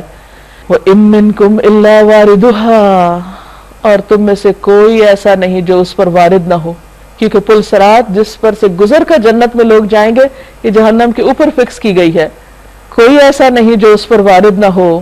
یہ تو ایک طے شدہ بات ہے جسے پورا کرنا تیرے رب کے ذمہ ہے، یہ تو ہو کر ہی رہے گا. پھر کیا ہوگا؟ ثُمَّ نُنَجِّي الَّذِينَ اتَّقَوْا، پھر ہم بچا لیں گے ان لوگوں کو جنہوں نے تقوی اختیار کیا. وَنَذَرُ الظَّالِمِينَ فِيهَا جِثِيًّا، اور ظالموں کو اسی میں گرا ہوا چھوڑ دیں گے. اب یہ پل جو بال سے باریک تلوار سے تیز اور اس کے آس پاس بھی آنکڑے لگے ہوئے ہوں گے، اور جو قطع رحمی کرتے ہیں یا جو خیانت کرتے ہیں ان کو رستے میں ہی پکڑ لیں گے، آگے جانے نہیں دیں گے. لیکن اس کے برعکس جو لوگ اللہ سے ڈرنے والے ہیں ان کے بارے میں آتا ہے کہ کچھ لوگ بجلی کی تیزی سے گزر جائیں گے، کچھ ہوا کی تیزی سے، کچھ لوگ اونٹوں کی دوڑ کے اعتبار سے، کچھ لوگ خود پیدل چلتے ہوئے، کچھ لوگ رینگتے ہوئے. کوئی ایک ایک سواری پہ ایک ایک ہوگا، کوئی 2 ہوں گے، کوئی 10 ہوں گے. جیسے جس کے اعمال ہوں گے اللہ تعالیٰ اس کے مطابق اس کو وہاں سے پار کرائے گا. اور وہ ایک آخری مرحلہ ہوگا انسان کے امتحان کا، آزمائش کا. نبی صلی اللہ علیہ وسلم نے فرمایا قیامت کے دن لوگوں کو پل صراط پر سوار کیا جائے گا، یعنی ہر ایک کو برج کراس کرنا ہوگا. وہ اس کے دونوں کناروں سے اس طرح جہنم میں گریں گے جیسے شمع کے پروانے گرتے ہیں، لیکن اللہ تعالیٰ جسے چاہے گا اپنی رحمت سے نجات دے دے گا. تو وہاں اللہ کی رحمت ہی کام آئے گی جس پر وہ چاہے کرے. کسی نے نبی صلی اللہ علیہ وسلم سے پوچھا تھا کہ آپ اس دن کہاں ہوں گے، ہم آپ کو کہاں ملیں گے، کہاں ڈھونڈیں گے؟ تو آپ نے فرمایا کہ مجھے پل صراط کے پاس دیکھنا، وہاں نہ ملوں تو میزان کے پاس دیکھنا، وہاں نہ ہو تو حوض کوثر پہ دیکھنا.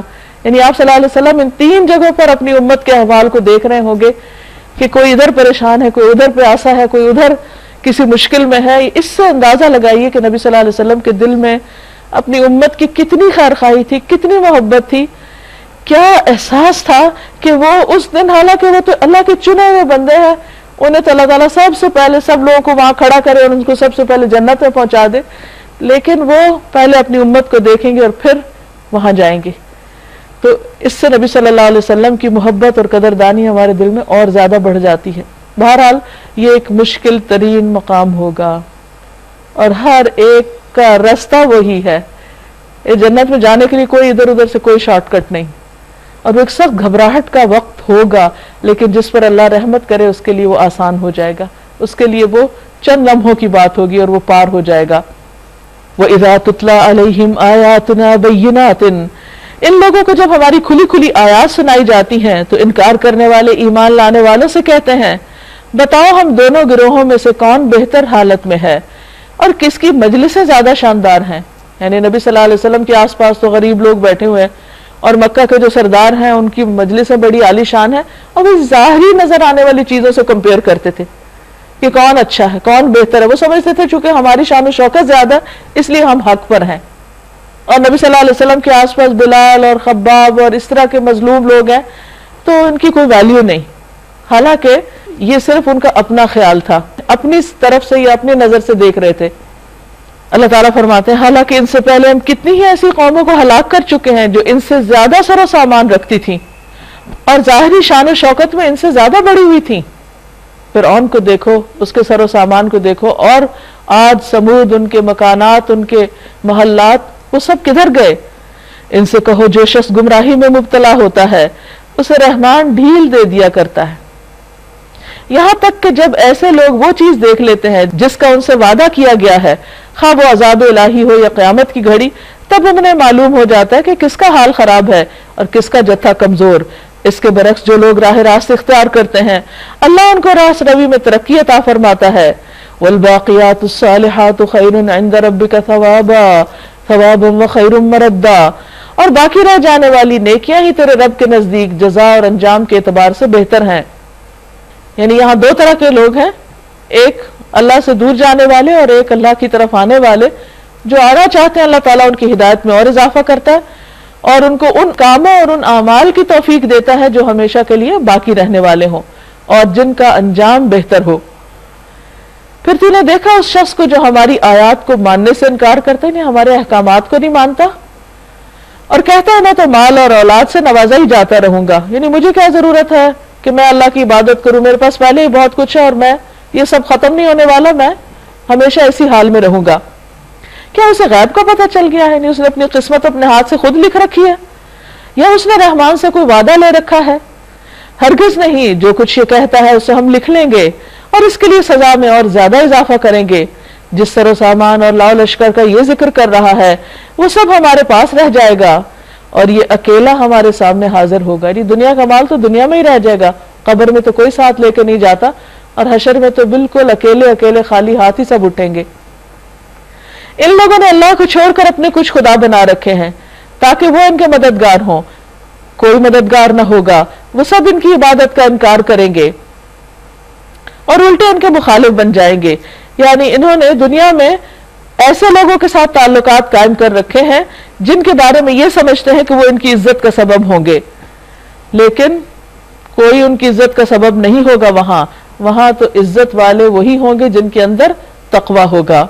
کیا تم دیکھتے نہیں کہ ہم نے ان منکرین حق پر شیاطین چھوڑ رکھے ہیں جو انہیں خوب خوب حق کی مخالفت پر اکسا رہے ہیں. اچھا تو اب ان پر نزول عذاب کے لیے بےتاب نہ ہو. ہم ان کے دن گن رہے ہیں کیونکہ اللہ نے مہلت دی ہوئی ہے لوگوں کو غلط کام کرنے کی. وہ جب دن پورے ہوں گے تو ہی پکڑ ہوگی. عام طور پر یہ خیال پایا جاتا ہے کہ بہت سے لوگ دنیا میں بڑے بڑے جرم کرتے ہیں، بڑے بڑے غلط کام کرتے ہیں، ان کی پکڑ کیوں نہیں ہوتی؟ ان کے اوپر کوئی عذاب کیوں نہیں آتا؟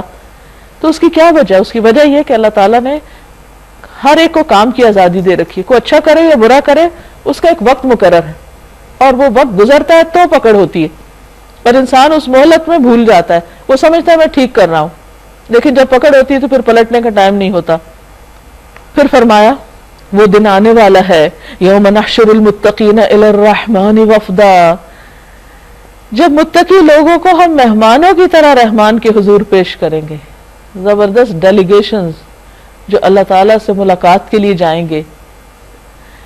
جب دنیا کے کسی بادشاہ، کسی پریزیڈنٹ، کسی بڑے انسان سے ملاقات کے لیے لوگوں کو لے جایا جاتا ہے تو اس کو اپنے لیے بڑا آنر کا ذریعہ سمجھتے ہیں، بڑی عزت کی بات سمجھتے ہیں. لیکن ان کی عزت کا کیا عالم جو رب العالمین کے سامنے لے جائے جائیں گے اور وہ اس کی نظر کرم کا لطف اٹھائیں گے. اس سے بڑی عزت کا مقام کوئی ہے ہی نہیں. اور دوسری طرف مجرموں کا حال کیا ہوگا؟ اور مجرموں کو پیاسے جانوروں کی طرح جہنم کی طرف ہانک لے جائیں گے. اب یہ دو انجام ہیں لوگوں کے. اس وقت لوگ کوئی سفارش لانے پہ قادر نہ ہوں گے بجز اس کے جس نے رحمان کی حضور سے پروانہ حاصل کر لیا ہو، یعنی اس کو اجازت مل گئی ہو۔ وقالوا اتخذ الرحمن ولدا، یہ کہتے ہیں رحمان نے کسی کو بیٹا بنا لیا۔ سخت بےہودہ بات ہے جو تم لوگ گھڑ لائے ہو، اپنے پاس سے ہی باتیں کر رہے ہو۔ قریب ہے کہ آسمان پھٹ پڑے، زمین شق ہو جائے، پہاڑ گر جائیں، اس بات پر کہ لوگوں نے رحمان کے لیے اولاد ہونے کا دعویٰ کیا۔ رحمان کی یہ شان نہیں کہ وہ کسی کو بیٹا بنائے۔ زمین اور آسمانوں کے اندر جو بھی ہیں سب اس کے حضور بندوں کی حیثیت سے پیش ہونے والے ہیں، سب پر وہ محیط ہے اور اس نے ان کو شمار کر رکھا ہے۔ سب قیامت کے روز فردن فردن اس کے سامنے حاضر ہوں گے۔ ان الذین آمنوا وعملوا الصالحات سیجعل لهم الرحمن ودا، یقیناً جو لوگ ایمان لے آئے اور نیک کام کر رہے ہیں، ان قریب رحمان ان کے لیے دلوں میں محبت پیدا کر دے گا۔ یعنی عموماً لوگ ڈرتے ہیں نیکی کی طرف آنے سے یا اللہ کی عبادت سے کہ شاید ہم آکورڈ لگیں گے یا دوسروں کی نظروں سے گر جائیں گے، حالانکہ اس کے برعکس ہے بات۔ جو لوگ اللہ سے محبت کرتے ہیں، اللہ تعالیٰ ان سے محبت کرتے ہیں، آسمان والوں کے اندر ان کے لیے پکار آتی ہے کہ وہ ان سے محبت کریں، اور پھر وہ محبت زمین پر بھی اتار دی جاتی، اور یہ محبت پائیدار ہوتی ہے جو ان کے مرنے کے بعد بھی ان کے لیے ہوتی۔ آج ہم صحابہ کرام سے کیوں محبت کرتے ہیں؟ آج ہم ان بزرگوں کا حال پڑھنے تو ہماری آنکھیں تر ہو جاتی ہیں۔ ہم نے تو ان کو دیکھا نہیں، صرف ہم کس سے جانتے ہیں؟ ان کے اچھے اعمال سے۔ تو جو بھی شخص اچھے اعمال کرتا ہے اللہ تعالیٰ قدرتی طور پر اس کی محبت لوگوں کے دلوں میں اتار دیتا ہے۔ وہ خود اس کے لیے کوئی بھاگ دوڑ نہیں کرتا، کوئی کمپین نہیں چلاتا کہ لوگوں مجھ سے محبت کرو، اللہ تعالیٰ خود ہی محبت ڈال دیتے ہیں۔ تو محبت کا نسخہ کیا ہے کہ انسان سب سے بڑھ کر اپنے رب کو چاہنے والا، کیونکہ دل رب کے ہاتھ میں، پھر وہ جس کے لیے جس کا مسخر کر دے۔ فَإِنَّمَا يَسَّرْنَاهُ بِلِسَانِكَ لِتُبَشِّرَ بِهِ الْمُتَّقِينَ، بس بے شک ہم نے اس کلام کو آپ کی زبان پر آسان کر دیا ہے تاکہ آپ اس کے ذریعے متقی لوگوں کو خوشخبری دیں۔ وَتُنذِرَ بِهِ قَوْمًا لُدًّا، اور ہٹ دھرم جھگڑالو لوگوں کو ڈرائیں، خبردار کریں، جو اللہ کے بارے میں، اس کے دین کے بارے میں محض بحث مباحثے کرتے ہیں۔ وَكَمْ أَهْلَكْنَا قَبْلَهُمْ مِنْ قَرْنٍ، ان سے پہلے ہم کتنی قوموں کو ہلاک کر چکے ہیں۔ هَلْ تُحِسُّ مِنْهُمْ مِنْ أَحَدٍ أَوْ تَسْمَعُ لَهُمْ رِكْزًا، پھر آج کہیں تم ان کا نشان پاتے ہو یا ان کی بھنک بھی کہیں سنائی دیتی ہے؟ یعنی وہ اپنی ساری طاقت اور سب قوت کے باوجود دنیا سے ایسے مٹے کہ کسی کو ان کی خبر بھی نہیں، نام بھی معلوم نہیں۔ کتنی بستیاں ایسی تباہ ہو چکی۔ سورۃ طٰہٰ، بسم اللہ الرحمن الرحیم، شروع اللہ کے نام سے جو بے انتہا مہربان نہایت رحم فرمانے والا ہے۔ طٰہٰ، طٰہٰ نبی صلی اللہ علیہ وسلم کا ایک نام ہے۔ ما انزلنا علیک القرآن لتشقی، ہم نے یہ قرآن آپ پر اس لیے نازل نہیں کیا کہ آپ مشقت میں پڑ جائیں، مشکل میں پڑ جائیں، یعنی یہ ذمہ داری آپ کو اس لیے نہیں سونپی گئی کہ آپ اس پر پریشان ہو جائیں۔ الا تذکرۃ لمن یخشی، یہ تو ایک یاد دہانی ہے ہر اس شخص کے لیے جو ڈرے، یعنی یہ لوگوں تک پہنچانے کے لیے ہے، ان کے لیے ایک تذکیر ہے۔ لیکن آپ ان کے پیچھے نہیں پڑیں، اپنے آپ کو مت گھلائیں۔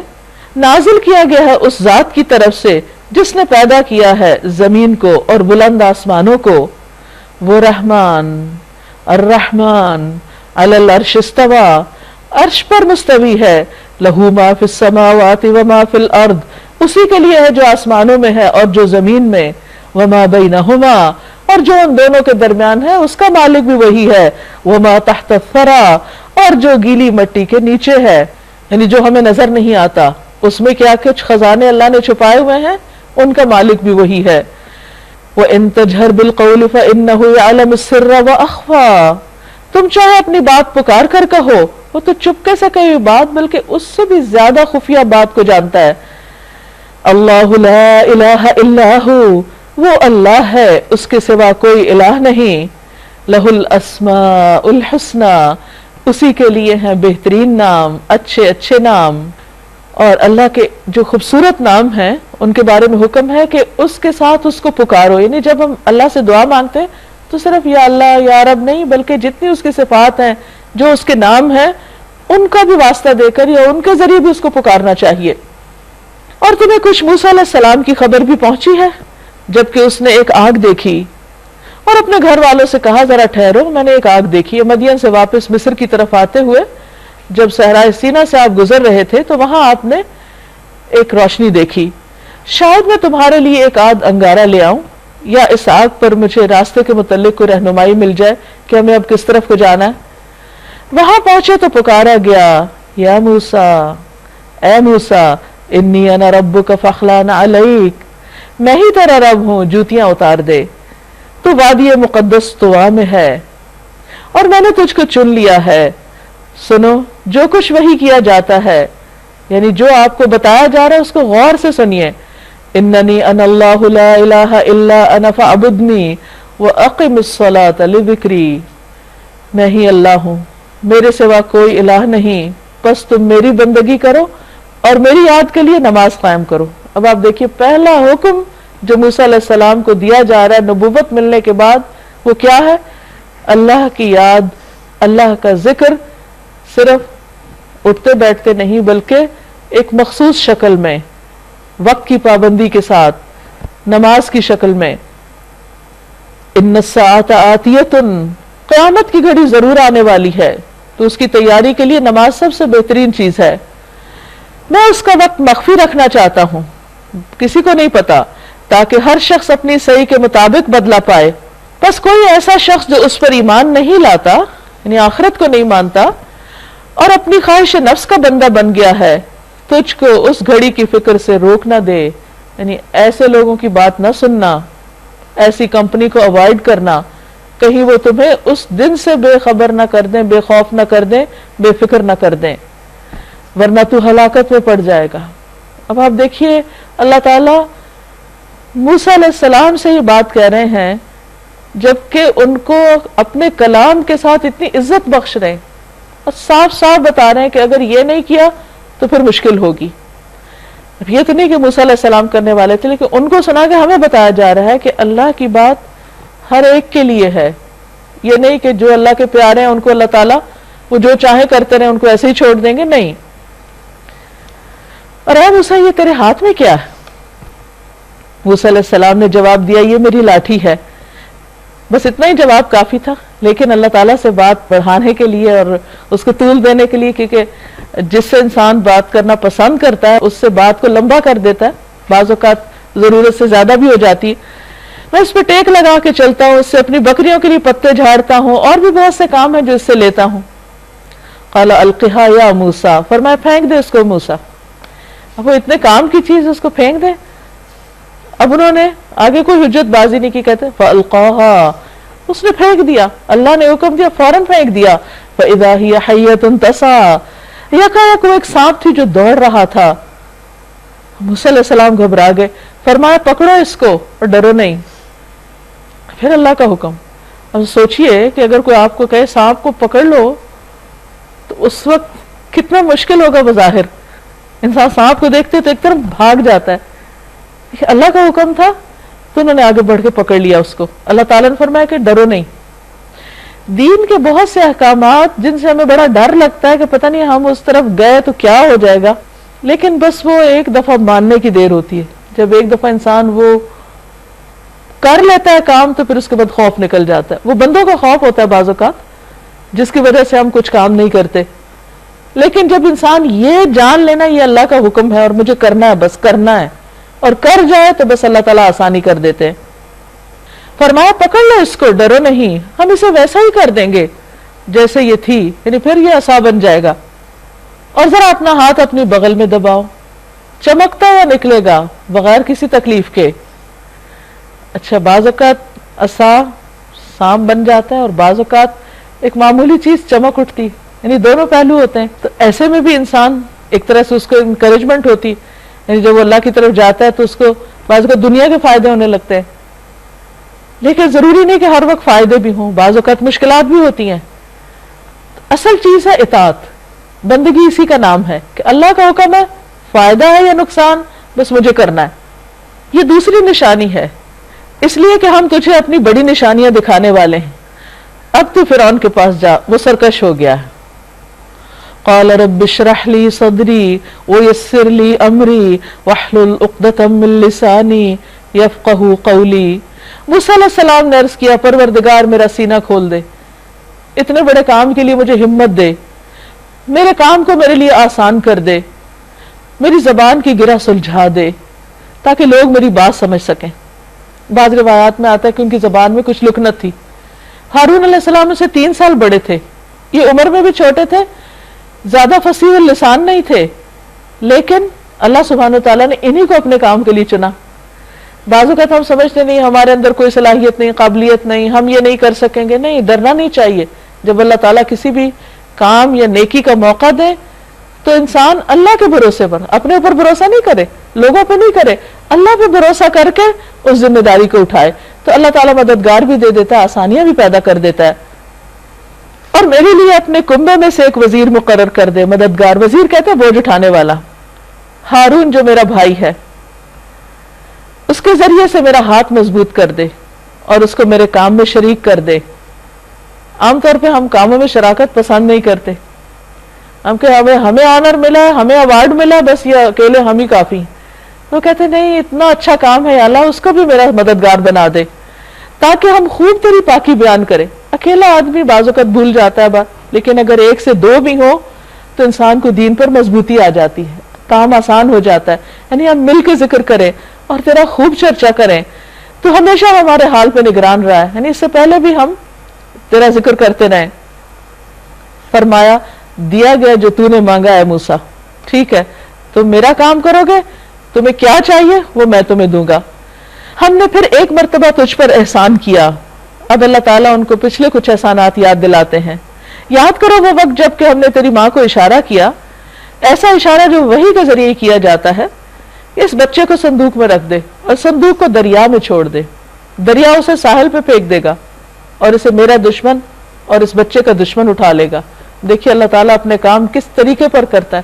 بظاہر انسان اسباب کو دیکھتا ہے تو بالکل ہی اپوزٹ نظر آتے ہیں، لیکن اللہ تعالیٰ اپنی تدبیروں سے ہر کام، چاہے وہ مشکل رستوں سے ہو، اسے کروا دیتا ہے، اور اس کے لیے کچھ بھی مشکل نہیں، کچھ بھی ناممکن نہیں۔ اب یہ کہا جاتا ہے، یہ بات سب کو معلوم ہے کہ کس طرح بنی اسرائیل کے اوپر ایک بہت بڑی آزمائش تھی کہ فرعون کو یہ ڈر تھا کہ اس قوم میں سے کوئی ایسا نہ پیدا ہو جائے جو میرا تختہ الٹ دے۔ اور بعض کہتے ہیں کہ اس کو کوئی ایسے خواب آئے تھے یا اس کو کوئی ایسی پیشن گوئیاں کی گئی تھی، اللہ عالم جو بھی تھا، لیکن بنی اسرائیل کے لیے وہ ایک بہت سخت آزمائش تھا، ان کے بیٹوں کو ذبح کر دیتا۔ اب یہ سوال پیدا ہوتا ہے کہ ہارون علیہ السلام کیسے بچ گئے؟ کہا جاتا ہے کہ وہ 1 سال جو بچے پیدا ہوتے ان کو چھوڑ دیتا اور دوسرے سال جو پیدا ہوتے ان کو ذبح کرتا تھا۔ موسیٰ علیہ السلام اتفاق سے اس سال پیدا ہوئے جب ذبح کا حکم جاری تھا، تو اس پر اللہ سبحانہ وتعالیٰ نے ان کی زندگی کا کیسے انتظام فرمایا کہ ان کی ماں کے دل میں ڈالا کہ تم اس بچے کو اپنے سے الگ کر دو۔ اب یہ ماں کا بھی بہت بڑا امتحان تھا۔ میں نے اپنی طرف سے تجھ پر محبت طاری کر دی، یعنی اللہ تعالیٰ جب کوئی کام کرانا چاہتا ہے تو اس پہ مشکل نہیں، وہ کچھ بھی کر سکتا ہے، اور ایسا انتظام کیا کہ تم میری نگرانی میں پالا جائے، اور جس کی نگرانی یا جس کا ذمہ اللہ لے لے اسے کون نقصان دے سکتا ہے۔ یاد کرو جب کہ تیری بہن چل رہی تھی، پھر جا کے کہتی ہے میں تمہیں اس کا پتہ دوں جو اس بچے کی پرورش اچھی طرح کرے، اس طرح ہم نے تجھے پھر تیری ماں کے پاس پہنچا دیا، یعنی وہ دودھ پلانے والی بن کر آ گئیں تاکہ اس کی آنکھ ٹھنڈی رہے اور وہ رنجیدہ نہ ہو۔ یہ بھی انسان کا ایک ٹیسٹ ہوتا ہے بعض اوقات کہ وقتی طور پر کوئی چیز چھن جاتی ہے تو انسان کی زندگی اندھیر ہو جاتی ہے، لیکن اللہ جانتا ہے کہ اس اندھیرے کے بعد بھی، اس رات کے بعد بھی ایک دن چڑھتا ہے، اور وہ انسان کے لیے زیادہ بہتر دن ہوتا ہے، لیکن بندے کو اس وقت سمجھ نہیں آتی۔ ماں کے لیے وہ رات کیسی ہوگی کہ جب بچہ سمندر کی لہروں کے حوالے کر دیا ہوگا اس نے، لیکن اللہ تعالیٰ کا وعدہ تھا کہ نہیں، تم غم نہ کرو، اسی میں خیر ہے۔ اور پھر اللہ تعالیٰ نے اس ماں کی آنکھیں ٹھنڈی کر دی، بچہ اس کو اسی کے پاس پہنچ گیا۔ اور وہ بھی یاد کرو انعام کہ تو نے ایک شخص کو قتل کر دیا تھا، میں نے تجھے اس پھندے سے نکالا، تجھے مختلف آزمائشوں سے گزارا، اور تو مدین کے لوگوں میں کئی سال ٹھہرا۔ بعض اوقات انسان پر آزمائشیں لمبی ہو جاتی ہیں، اور پھر اب ٹھیک اپنے وقت پہ تو آ گیا موسیٰ، وَاصْطَنَعْتُكَ لِنَفْسِي، موسیٰ میں نے تجھے اپنے کام کو بنا لیا۔ اللہ تعالیٰ جب کسی سے اپنا کام لینا چاہتا ہے تو اس پر بعض اوقات امتحان پہ امتحان ڈالتا ہے، مشکلیں ڈالتا ہے اور اس کو پکا کر دیتا ہے، کیونکہ اگر زندگی میں اس کے لیے صرف آسانیاں رہیں، محبتیں رہیں، راحتیں رہیں، تو انسان اللہ سے غافل ہو جاتا ہے. تو یہ بھی اللہ تعالیٰ کا ایک بڑا انعام ہوتا ہے بندے پر کہ وہ کسی بھی طرح اس کو اپنا بنا لیتا ہے. جاؤ تم اور تمہارا بھائی میری نشانیوں کے ساتھ. اتنا بڑا کام اللہ نے لینا تھا. اور آپ دیکھیے باقی پیغمبر جو ہیں وہ ایک ایک قوم کی طرف بھیجے گئے. موسیٰ علیہ السلام بیک ہوا کہ 2 قوموں کی طرف بھیجے گئے, ایک فرعونیوں کی طرف اور ایک بنی اسرائیل کی طرف. تو جس کا کام جتنا بڑا اس کے امتحان اتنے ہی بڑے, اس کی آزمائشیں اتنی ہی بڑی. اور یاد رکھیے کہ آزمائش اللہ تعالیٰ کی ناراضگی نہیں ہوتی, وہ بعض اوقات انسان کو بڑا کام دینے کے لیے تیار کرنا مقصود ہوتا ہے, جیسے موسیٰ علیہ السلام کے ساتھ ہوا. اور دیکھو تم میری یاد میں کمی نہ کرنا, تم دونوں جاؤ بھائی اور جا کے کام کرو, لیکن میری یاد میں نہیں کمی کرنا.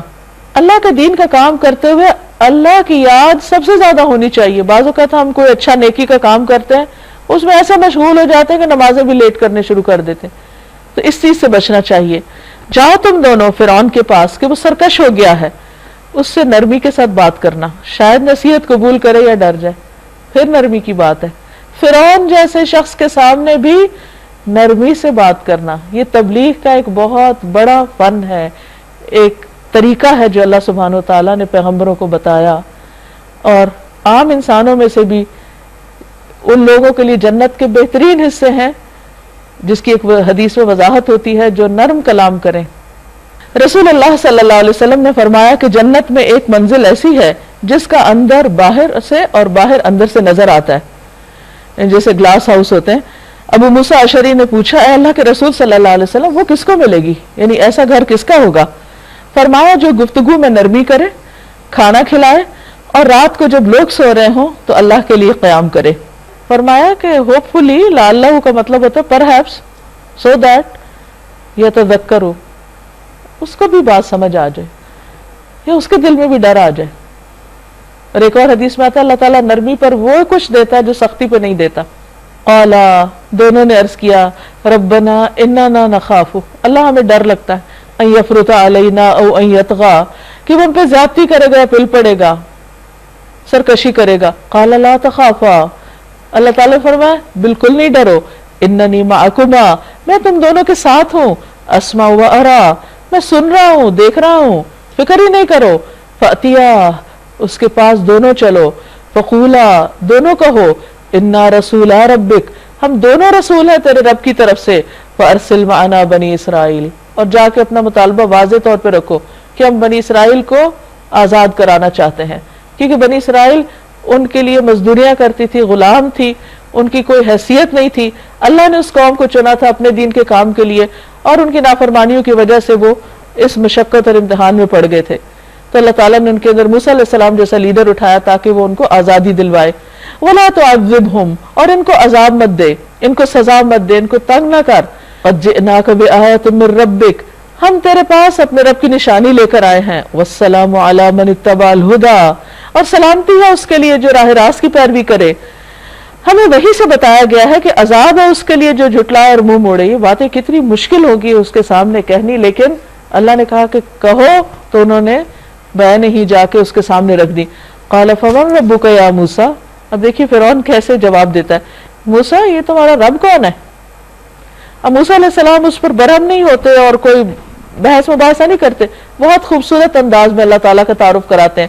قال ربنا الذي آتا, یہ نہیں کہا ربی اللہ, قال ربنا, ہم سب کا رب, الذي آتا كل شيء خلقه ثم هدى, ہمارا رب وہ ہے جس نے ہر چیز کو اس کی ساخت بخشی, ایک مخصوص طریقے پر بنایا, ایک مخصوص سائز کا بنایا, شکل رنگ اس کا ایک خاص طریقہ بنایا, کسی کو تیرنے کی صلاحیت دی, کسی کو اڑنے کی دی, کسی کو چلنے کی, کسی کو دوڑنے کی, ہر ایک کی اپنی اپنی زبردست ویرائٹی ہے اس کی تخلیق میں, اس کی کریشن میں. ثم ہدا, پھر اس کو راہ دکھائی, اس کو یہ بھی بتایا اس نے کرنا کیا ہے, اس کا مقصد کیا ہے زندگی کا. قال فما بال القرون الاولى, فرعون بولا جو پہلے نسلیں گزری ان کی کیا حالت, اب جہنم میں جائیں گے, وہ سب گمراہ تھے. قال علمها عند ربی فی کتاب, موسیٰ علیہ السلام نے اپنے پاس سے کوئی فتویٰ نہیں دیا, کہا ان کا علم میرے رب کو پتا ہے, آئی ڈونٹ نو, مجھے نہیں پتا, وہ میرے رب کے پاس ہے. لا یضل ربی ولا ینسا, میرا رب نہ چوکتا ہے نہ بھولتا ہے, وہی فیصلہ کرے گا. اس سے بھی پتہ چلتا ہے کہ جب آپ اللہ کی بات کسی کو بتانے لگیں اور کوئی ایسا کوشچن سامنے آئے جس کا جواب نہ آتا ہو, تو غلط جواب نہیں دینا چاہیے اور اس پر کوئی ڈرنا بھی نہیں چاہیے اور نہ شرمانا چاہیے، کیونکہ ہر شخص کا علم محدود ہے۔ یہاں ایسا نہیں کہ ان کو اللہ سبحانہ تعالیٰ نے کم علم دیا تھا، ایسے سوال کے جواب کی ضرورت نہیں تھی، یعنی کچھ چیزیں انسانوں کے لیے نہیں ہوتی اور نہ ان کو اس کا پتہ ہوتا، نہ اس کے وہ مکلف ہے کہ انہیں پتہ ہو۔ اب مثلا کس انسان نے جنت میں جانا ہے، کس نے جہنم میں جانا ہے، پچھلی نسلوں کا کیا، اگلی کا کیا، یہ سوال ہمارے لیے کوئی معنی نہیں رکھتے۔ اصل میں فرعون یہ ایکسپیکٹ کر رہا تھا کہ موسیٰ کہے گا وہ سب تو تباہ ہو گئے، تو اس سے ایک ہنگامہ کھڑا کر دیا جائے گا کہ ہاں دیکھو یہ ہے دین جو لوگوں کو جہنم میں بھیجنے کے لیے تیار ہے۔ تو اس قسم کی باتیں جو لوگوں کے مستقبل کی ہے کہ فلاں کہاں جائے گا اور فلاں کہاں جائے گا، بھئی یہ سب اللہ کو پتا ہے کہ اس کا انجام کیا ہے۔ الذی جعل لکم الارض مہدا وسلک لکم فیہا سبلا وانزل من السماء ماء فاخرجنا به ازواجا من نبات شتى، وہی جس نے تمہارے لیے زمین کو فرش بچھایا اور اس میں تمہارے چلنے کو راستے بنائے اور اوپر سے پانی برسایا، پھر اس کے ذریعے مختلف قسم کی پیداوار نکالی، کھاؤ اور اپنے جانوروں کو بھی چراؤ، یقیناً اس میں بہت سی نشانیاں ہیں عقل رکھنے والوں کے لیے۔ اسی زمین سے ہم نے تم کو پیدا کیا، اسی میں ہم تمہیں واپس لے جائیں گے اور اسی سے تم کو دوبارہ نکالیں گے۔ ہم نے فرعون کو اپنی سبھی نشانیاں دکھائیں مگر وہ جھٹلاتا چلا گیا اور نہ مانا، کہنے لگا اے موسیٰ کیا تو ہمارے پاس اس لیے آیا کہ اپنے جادو کے زور سے ہم کو ہمارے ملک سے نکال باہر کرے؟ الٹا الزام لگا دیا، اچھا ہم بھی تیرے مقابلے میں ویسے ہی جادو لاتے ہیں، طے کر لے کب اور کہاں مقابلہ کرنا ہے۔ یعنی بجائے اس کے کہ مان جاتا، دلیل سے دھمکی پہ اتر آیا۔ نہ ہم اس قرارداد سے پھریں گے نہ تم پھرنا، کھلے میدان میں سامنے آ جاؤ اور مقابلہ کر کے دیکھتے ہیں۔ موسیٰ علیہ السلام نے کہا جشن کا دن طے ہوا، یوم الزینہ، اور دن چڑھے لوگ جمع ہوں۔ فرعون نے پلٹ کر اپنے سارے ہتھ کنڈے جمع کیے اور مقابلے میں آ گیا۔ موسیٰ علیہ السلام نے اس وقت کہا شامت کے مارو جھوٹی تہمتیں نہ باندھو اللہ پر، یعنی اللہ کی بات کو اور اللہ کے بھیجے ہوئے دیے ہوئے معجزات کو تم جادو کہہ رہے ہو، یہ مت کہو، ورنہ وہ ایک سخت عذاب سے تمہارا ستیہ ناش کر دے گا۔ جھوٹ جس نے بھی گھڑا وہ نامراد ہوا۔ یہ سن کر ان کے درمیان اختلاف رائے ہو گیا اور چپ کے باہم مشورے کرنے لگے۔ آخر کار کچھ لوگوں نے کہا یہ دونوں تو محض جادوگر ہیں، ان کا مقصد یہ کہ اپنے جادو کے زور سے تم کو تمہاری زمین سے بے دخل کر دیں اور تمہارے مثالی طریقہ زندگی کا خاتمہ کر دیں۔ یہ تمہارے کلچر کے دشمن ہیں اور تمہاری روایتوں کے، اور یہ چاہتے ہیں کہ بس یہ اپنے ہی طریقے تم پر نافذ کر دیں۔ اپنی ساری تدبیریں آج اکٹھی کر لو اور ایکا کر کے میدان میں آ جاؤ، بس یہ سمجھ لو کہ آج جو غالب رہا وہی جیت گیا، یعنی بس ہر قیمت پہ موسیٰ کو ہرا کے چھوڑنا ہے۔ جادوگر بولے موسیٰ تم پھینکتے ہو یا پہلے ہم پھینکیں؟ موسیٰ علیہ السلام نے کہا نہیں تم ہی پھینکو۔ یکایک ان کی رسیاں اور ان کی لاٹھیاں ان کے جادو کے زور سے موسیٰ علیہ السلام کو دوڑتی ہوئی محسوس ہونے لگی، اور موسیٰ اپنے دل میں ڈر گئے علیہ السلام۔ ہم نے کہا مت ڈرو، تم ہی غالب رہو گے، پھینکو جو تمہارے ہاتھ میں ہے۔ ابھی ان کی ساری بناوٹی چیزوں کو نگلے جاتا ہے، جو کچھ بنا کے لائیں یہ جادوگر کا فریب ہے، اور جادوگر کبھی کامیاب نہیں ہو سکتا، ہاں کسی شان سے وہ آئے۔ اگر جادو میں کامیابی ہوتی تو دنیا کے بہت سے لوگ جادو کے بل پہ اپنے سارے کام کروا لیتے۔ آخر کار کو ہوا یہی کہ سارے جادوگر سجدے میں گرا دیے گئے، کیونکہ انہیں تو سمجھ تھی کہ یہ کس قسم کا علم ہے، اور یہ موسیٰ علیہ السلام کے پاس جو کچھ ہے وہ سب کچھ ہمارا ختم کر کے اس نے رکھ دیا، یہ جادو نہیں، یہ کچھ اور ہے۔ اس لیے وہ جھک گئے اور پکار اٹھے آمنا برب ہارون و موسیٰ، ہم ہارون اور موسیٰ کے رب پر ایمان لے آئے علیہ السلام۔ ان کو نشانی نظر آ گئی، فرعون کو اب بھی نہیں نظر آئی۔ فرعون نے کہا تم ایمان لے آئے اس سے پہلے کہ میں تمہیں اس کی اجازت دیتا، یعنی اس کی اجازت کے بغیر کوئی ایمان بھی نہیں لا سکتا تھا۔ معلوم ہو یہ تمہارا گرو ہے جس نے تمہیں جادوگری سکھائی تھی، ان پہ بھی الزام لگا دیا۔ اچھا اب میں تمہارے ہاتھ پاؤں مخالف سمتوں سے کٹواتا ہوں، کھجور کے تنوں پہ تم کو سولی دیتا ہوں۔ کہتے پہلی دفعہ دنیا میں اس وقت یعنی کہ یہ سزا جاری ہوئی، پھر تمہیں پتہ چل جائے گا کہ ہم دونوں میں سے کس کا عذاب زیادہ سخت اور دیر پا ہے، یعنی میں تمہیں زیادہ سخت سزا دے سکتا ہوں یا موسیٰ علیہ السلام۔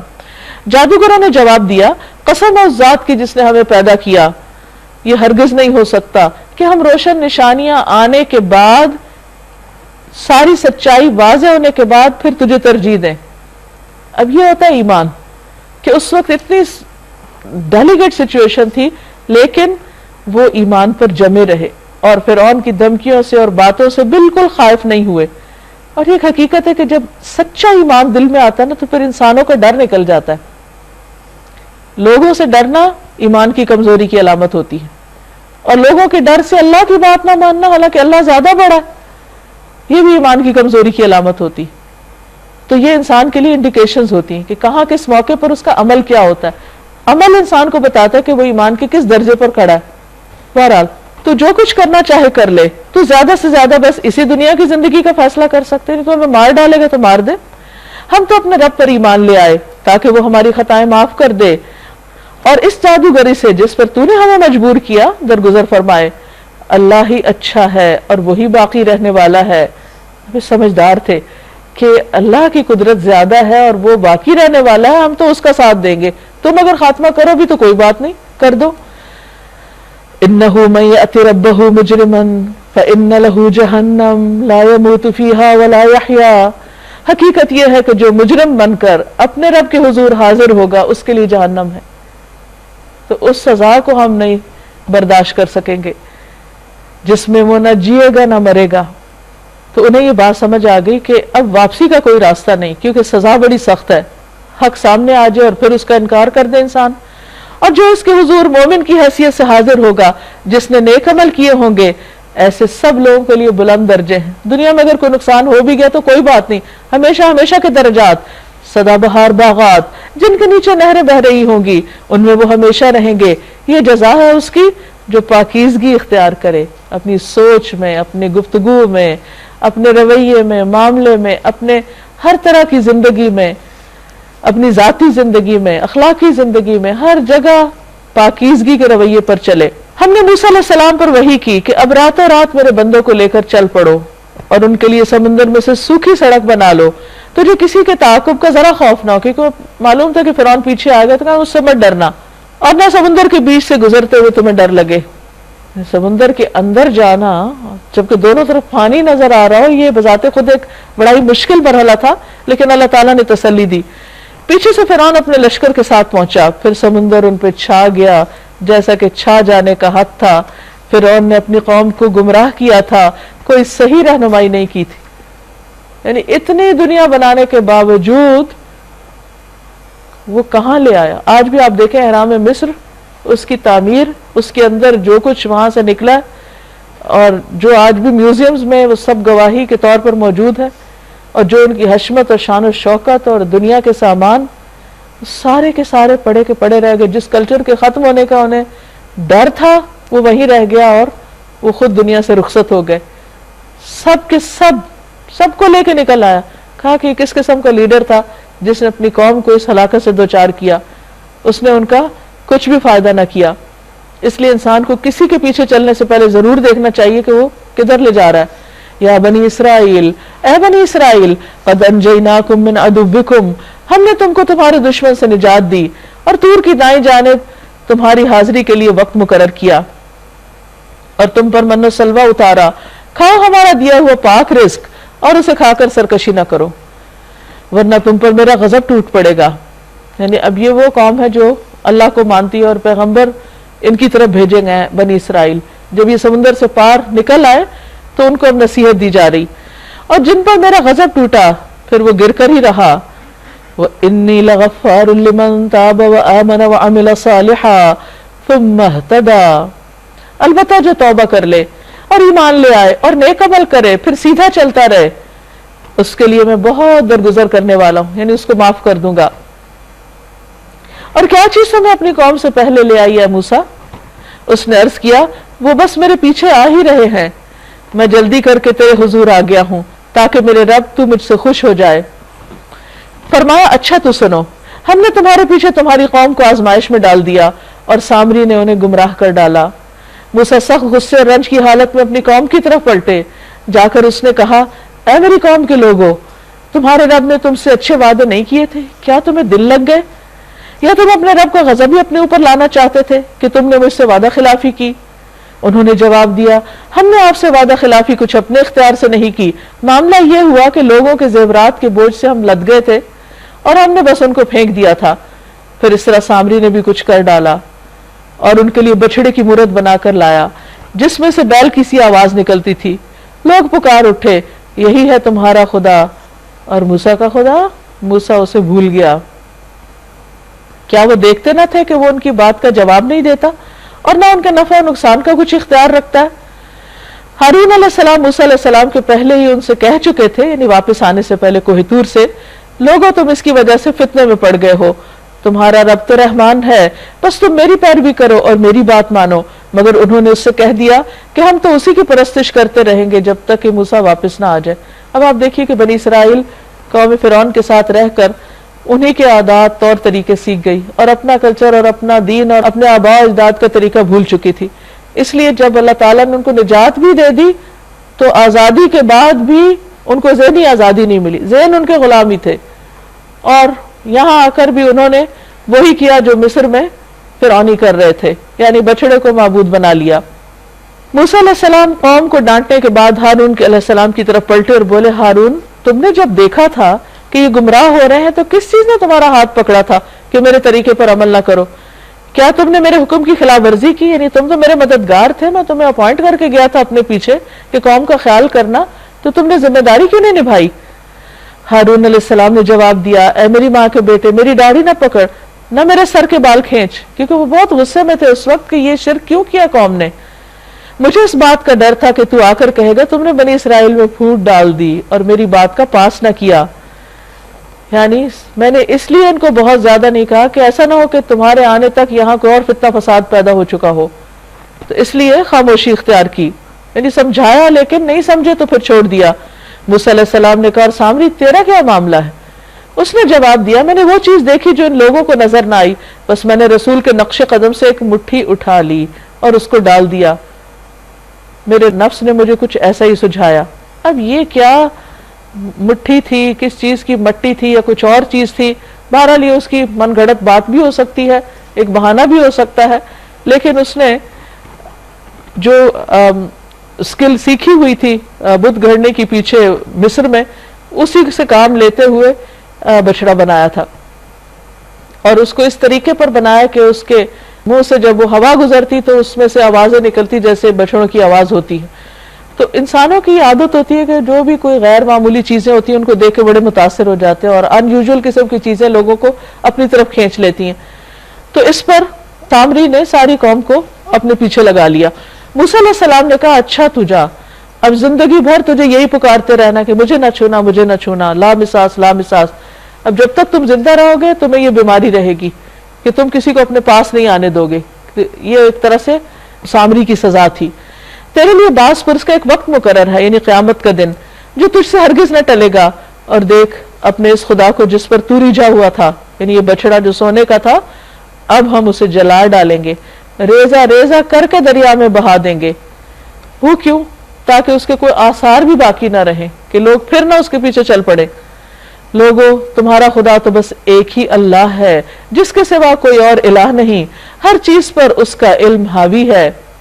اے محمد صلی اللہ علیہ وسلم، اس طرح ہم پچھلے گزرے ہوئے حالات کی خبریں آپ کو سناتے ہیں، اور ہم نے خاص اپنے ہاتھ سے آپ کو ایک ذکر عطا کیا ہے، یہ درس نصیحت عطا کیا ہے، یعنی قرآن. جو کوئی اس سے منہ موڑے گا وہ قیامت کے روز سخت بار گناہ اٹھائے گا، اور ایسے سب لوگ ہمیشہ اس کے وبال میں گرفتار رہیں گے، اور قیامت کے دن ان کے لیے اس جرم کی ذمہ داری کا بوجھ بڑا تکلیف دہ بوجھ ہوگا. تو یہاں اب خطاب نبی صلی اللہ علیہ وسلم سے ہے، اور صاف الفاظ میں بتایا جا رہا ہے کہ جس نے اس کتاب سے منہ موڑا اس کا انجام اچھا نہ ہوگا. اس دن جب کہ سور پھونکا جائے گا اور ہم مجرموں کو اس حال میں گھیر لائیں گے کہ ان کی آنکھیں دہشت کے مارے پتھرائی ہوئی ہوں گی، خوف کے مارے آپس میں چپ کے کہیں گے کہ دنیا میں مشکل ہی سے تم نے کوئی 10 دن گزارے ہوں گے. یہ 100 سال کی زندگی وہاں 10 دن جیسی لگے گی، اور بعض روایات میں تو صبح یا شام کا ایک پہر. ہمیں خوب معلوم ہے وہ کیا باتیں کر رہے ہوں گے. ہم یہ بھی جانتے ہیں اس وقت ان میں سے جو زیادہ سے زیادہ محتاط اندازہ لگانے والا ہوگا وہ کہے گا، نہیں، تمہاری دنیا کی زندگی بس ایک دن کی زندگی تھی، یعنی 10 دن نہیں، ایک دن رہے ہو. وَيَسْأَلُونَكَ عَنِ الْجِبَالِ، یہ لوگ تم سے پوچھتے ہیں کہ آخر اس دن یہ پہاڑ کہاں چلے جائیں گے، کیونکہ بتایا گا نا کہ زمین بالکل سپاٹ سیدھی ہو جائے گی. کہو میرا رب ان کو دھول بنا کے اڑا دے گا، اور زمین کو ایسا ہموار چٹیل میدان بنا دے گا کہ اس میں تم کوئی بل اور سلوٹ نہ دیکھو گے. اس روز سب لوگ منادی کی پکار پر سیدھے چلے آئیں گے, کوئی ذرا اکڑ نہ دکھا سکے گا, اور آوازیں رحمان کے آگے دب جائیں گی. ایک سرسراہٹ کے سوا تم کچھ نہ سنو گے, کسی کو بھی بولنے کی ہمت نہ ہوگی. اس روز سفارش کارگر نہ ہوگی الا یہ کہ رحمان کسی کو اجازت دے, اور جس کی بات وہ سننا پسند کرے بس وہی سفارش کرے گا. اور وہ لوگوں کا اگلا پچھلا سب حال جانتا ہے, اور دوسروں کو اس کا پورا علم نہیں. حقیقت یہ کہ دنیا میں کوئی طریقہ ایسا ہے ہی نہیں کہ ساری تاریخ کو بالکل پرفیکٹلی صحیح انداز میں ریکارڈ کیا جا سکے, لیکن اللہ تعالیٰ سے کچھ بھی چھپا ہوا نہیں. ماضی, حال, مستقبل, ہر چیز کا مکمل علم ہے, اور اس مکمل علم کی بنا پر وہ لوگوں کے فیصلے کرے گا. وَأَنَتِ الْوُجُوهُ لِلْحَيِّ الْقَيُّومِ, لوگوں کے سر اس حی قیوم کے آگے جھک جائیں گے. وہ رب جو زندہ ہے, ہمیشہ زندہ رہے گا, وہ جس نے کائنات کو سنبھالا ہوا ہے, جو قائم ہے, قائم رکھنے والا ہے. وَقَدْ خَابَ مَنْ حَمَلَ ظُلْمًا, نامراد ہوگا اس وقت جس نے کوئی ظلم اٹھایا ہوا ہوگا, کسی کا حق مارا ہوا ہوگا, وہ اس وقت سخت مشقت میں, مصیبت میں پڑے گا.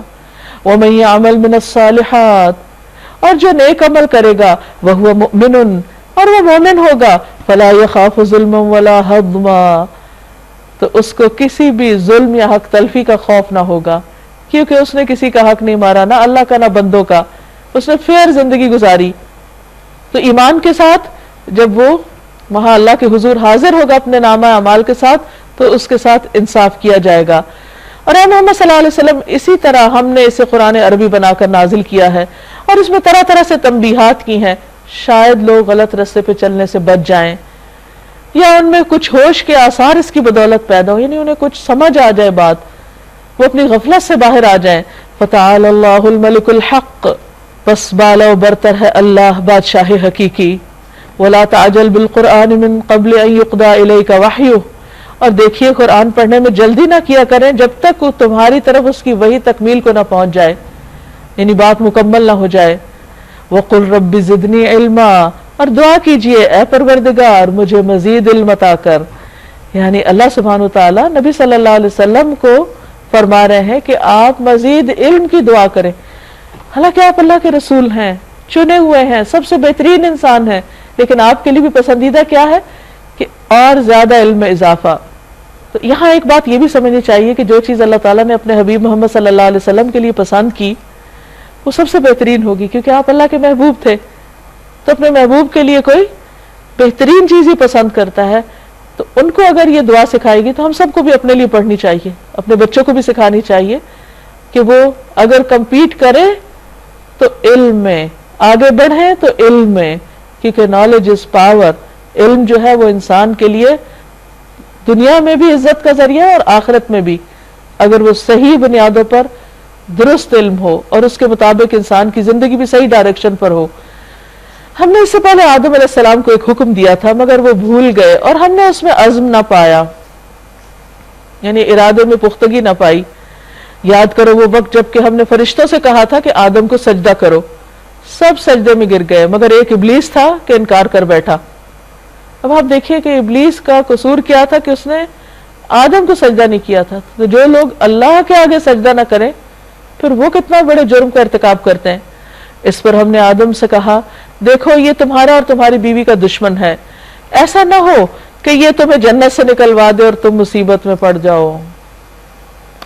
حالانکہ آدم علیہ السلام اللہ کو مانتے تھے, سب اچھے کام کرتے تھے, یہ فرمایا لیکن اگر اس کی بات مانی تو یہ تمہارے لیے آخری انجام کو خراب نہ کر دے.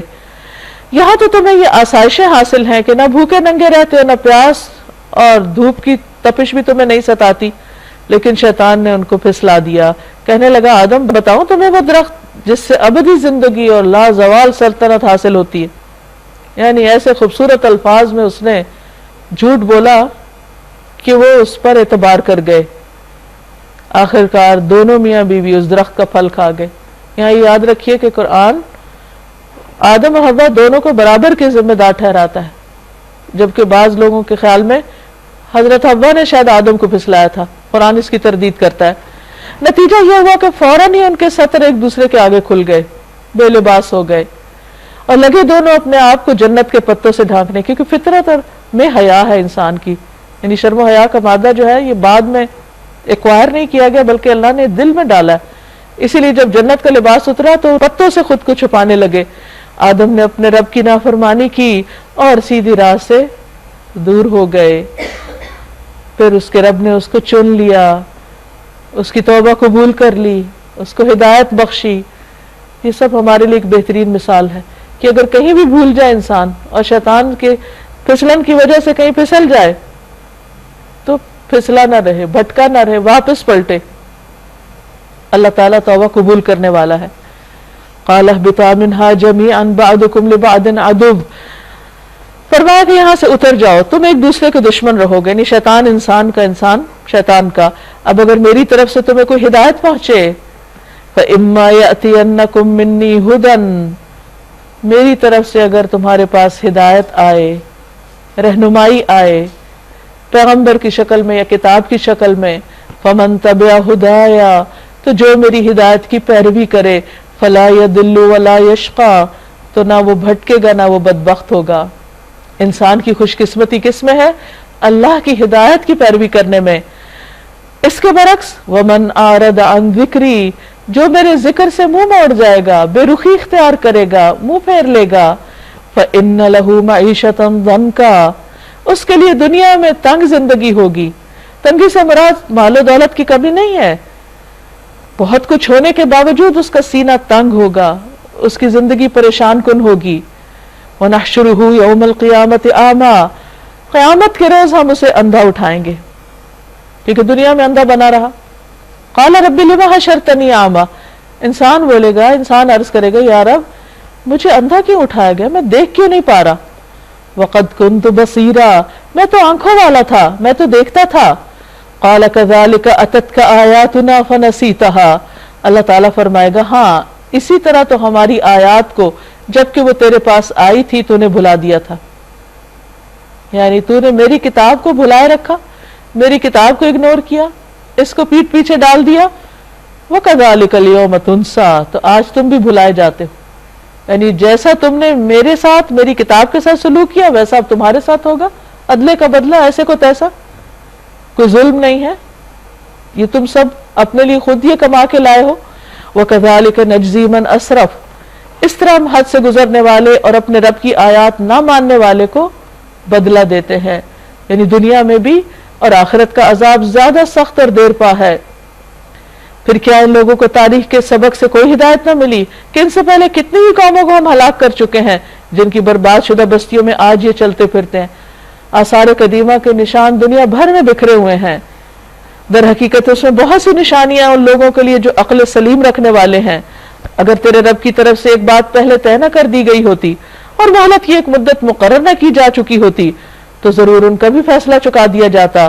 بس اے محمد صلی اللہ علیہ وسلم جو باتیں یہ لوگ بناتے ہیں ان پہ صبر کیجئے اور اپنے رب کی حمد و ثنا کے ساتھ اس کی تسبیح کیجئے سورج نکلنے سے پہلے اور غروب ہونے سے پہلے. یہ فجر اور عصر کی نماز کی طرف اشارہ ہے اور یہ علاج بتایا جا رہا ہے لوگوں کی باتوں اور تکلیف دینے والے فکروں اور لوگوں کے رویوں کے مقابلے میں تم اللہ کو یاد کرو، نماز کی طرف پلٹو. اللہ تعالیٰ تمہیں ایسی استقامت اور ایسی ہمت اور طاقت دے گا کہ یہ سب غم بھول جائیں گے. شاید کہ تم راضی ہو جاؤ، یعنی اللہ کی حمد و ثنا، تسبیح، اللہ کے ذکر کی وجہ سے تمہارے اندر اطمینان پیدا ہو جائے گا. اور نگاہ اٹھا کے بھی نہ دیکھو دنیاوی زندگی کی اس شان و شوکت کو جو ہم نے ان میں سے مختلف قسم کے لوگوں کو دے رکھی ہے. وہ تو ہم نے انہیں آزمائش میں ڈالنے کے لیے دی ہے اور تیرے رب کا دیا ہوا رزق حلال ہی بہتر اور پائندہ تر ہے. وَأْمُرْ أَهْلَكَ بِالصَّلَاةِ وَاسْتَبِرْ عَلَيْهَا، اپنے اہل و عیال کو نماز کی تلقین کرو اور خود بھی اس کے پابند رہو. یعنی جو کسی کو کام کرنے کے لیے کچھ کہے تو خود بھی کرے. ہم تم سے کوئی رزق نہیں چاہتے، رزق تو ہم تمہیں دے رہے ہیں. یعنی اللہ کو تمہاری دنیا کے رزق کی ضرورت نہیں ہے، وہ تو اللہ کا دیا ہوا ہے سب کو. اللہ نے تمہیں جس مقصد کے لیے پیدا کیا ہے وہ ہے اس کی عبادت، اس کی اطاعت، اس کی فرما برداری، اس کے ساتھ وفاداری، اور انجام کی بھلائی تقوی ہی کے لیے ہے. وہ کہتے ہیں یہ شخص اپنے رب کی طرف سے کوئی نشانی کیوں نہیں لاتا، اور کیا ان کے پاس اگلے صحیفوں کی تمام تعلیمات کا بیان واضح آ نہیں گیا؟ اگر ہم اس کے آنے سے پہلے ان کو کسی عذاب سے ہلاک کر دیتے تو پھر یہی لوگ کہتے کہ اے ہمارے پروردگار تو نے ہمارے پاس کوئی رسول کیوں نہ بھیجا کہ ذلیل و رسوا ہونے سے پہلے ہی ہم تیری آیات کی پیروی اختیار کر لیتے. قل کل متربص فتربصوا، کہہ دیجئے سب انتظار کر رہے ہیں تم بھی انتظار کرو. فستعلمون، پس ان قریب تم جان لوگے، من اصحاب الصراط السوی ومن اہتدی، کون ہے جو سیدھی راہ چلنے والے ہیں اور کون ہدایت یافتہ ہیں. یعنی آج اگر دنیا میں یہ واضح نہیں ہو رہا تو جلد ہی پتہ چل جائے گا کہ کون اللہ کے راستے پہ چل رہا ہے اور اس کا انجام اس کو بتا دے گا کہ وہ ٹھیک ہی کر کے آیا ہے. وآخر دعوانا ان الحمدللہ رب العالمین. اس کے ساتھ ہی ہمارا یہ پارہ مکمل ہوا. اب آپ میں سے کوئی اگر اپنے خیالات کا اظہار کرنا چاہے، کوئی ریفلیکشن دینا چاہے، کچھ بھی بتانا چاہے تو موسٹ ویلکم. آج سے پہلے میں یہ سوچا کرتی تھی کہ نیکی کا اجر صرف آخرت میں ملتا ہے، دنیا میں نہیں ملتا. جسے کہا جاتا ہے نا نیکی کا زمانہ نہیں ہے. لیکن سورہ کہف پڑھنے کے بعد میرے کانسیپٹ کلیئر ہوا ہے کہ نیکی کا اثر نسلوں تک جاتا ہے. جیسے خضر علیہ السلام نے 2 یتیم لڑکوں کی دیوار اس لیے کھڑی کر دی تھی کہ ان کے والدین نیک تھے، تو ان کے اجر کے طور پر. تو خضر علیہ السلام کے ایک اور واقعہ ہے کہ خضر علیہ السلام نے ایک لڑکے کو اس لیے قتل کر دیا تھا کہ اس کے ماں باپ نیک تھے اور یہ بچہ بڑے ہونے کے بعد اپنے ماں باپ کو بھٹکانے کا باعث بن جاتا. تو بعض اوقات نقصان میں بھی ہمارے لیے خیر ہوتی ہے. اگر یہ چیز ہمارے اندر آ جائے نا تو سوچ دنیا کے غم نہ رہے، ہاں پازیٹیو سوچ ہو جائے اور شکر گزاری آ جائے. مجھے سورہ کہف، سورہ مریم اور سورہ طٰہٰ تینوں میں جو ایک چیز بہت زیادہ اسٹرائک کی وہ یہ تھی کہ اسباب. ہم اللہ تعالیٰ سے جب دعا کرتے ہیں نا تو ہم پہلے یہ سوچتے ہیں کہ یہ ہو سکتا ہے، پھر ہم دعا کرتے ہیں. لیکن تینوں صورتوں میں ہم نے جتنے انبیاء کرام کے حالات کے بارے میں پڑھا، انہوں نے اللہ تعالیٰ پر مکمل بھروسہ کر کے اور اللہ تعالیٰ سے دعا کی، اور جو چیزیں امپاسبل تھیں اللہ تعالیٰ نے ان کے لیے خود بخود اسباب مہیا کر دیے. تو ہمیں اللہ تعالیٰ پہ پورا یقین کر کے اور اخلاص اور تقویٰ کے ساتھ اللہ تعالیٰ سے دعا کرنی چاہیے. اور وہی مطلوب ہے جیسے کہ پل صراط کی بات کی گئی کہ پل صراط کو وہی لوگ پار کر سکتے ہیں جن میں تقویٰ ہوگا. تو انشاءاللہ تعالیٰ ہمیں اسی طرح دعا کرنی چاہیے اللہ تعالیٰ سے. اکثر لوگوں کو دیکھا ہے کہ اپیئرنسز پہ زیادہ امپورٹنس دیتے ہیں اور اندر سے ان کی نفس کی اصلاح نہیں ہوتی، مگر دوسرے لوگ جو ہیں بیکاز آف دیئر اپیئرنس وہ ان کو بہت متقی اور پرہیزگار دیتے ہیں، قرار دیتے ہیں. تو اس چیز پہ تھوڑا سا مجھے اس میں یہ کہ بیلنس ہونا چاہیے. دونوں ہی چیزیں اپنی جگہ اہم ہیں، ظاہر بھی اور باطن بھی، کیونکہ کوئی ایک چیز بھی کم ہوگی تو وہ پھر بیلنس خراب ہو جائے گا. ایک بات جو بہت اچھی لگی آج میرے لیے نئی تھی وہ یہ کہ مومن جو ہے وہ کبھی بھی ریٹرن کے لیے جو ہے نا کہ اس کو جب آگے سے ملے گا تو وہ نیکی کنٹینیو کرے گا. عموماً یہ ہوتا ہے کہ نیکی کرتے رہتے ہیں لیکن پھر وہ کنٹینیوٹی نہیں رہتی، لیکن وہ ہمیشہ ایسا رویہ سامنے آتا ہے تم چھوڑ دیتے ہیں، وہ چھوڑ دیتا ہے. لیکن مومن جو ہے وہ کنٹینیو کرتا رہتا ہے، بغیر اصول کا پابند ہوتا ہے، لوگوں کے طرز عمل کا پابند نہیں فرائض ہوتا، اپنے پورے انجام دیتا ہے وہ. صحیح. مجھے یہ سمجھ میں آیا کہ جب انسان سے کوئی غلطی ہو جائے یا کوئی گناہ ہو جائے تو مایوس ہو کر بیٹھنا نہیں چاہیے، اللہ تعالیٰ سے معافی مانگنی چاہیے اس یقین کے ساتھ کہ اللہ تعالیٰ معاف کر دیں گے. اور پھر جب اس چیز کو بھول کر آگے بڑھنے لگتے ہیں تو پھر ایک اور ہمت آ جاتی ہے کہ اب ہم نے کام کرنا ہے اور جو بھول ہم سے ہو گئی ہے اس کو ہم نے آئندہ ریپیٹ نہیں کرنا انشاءاللہ.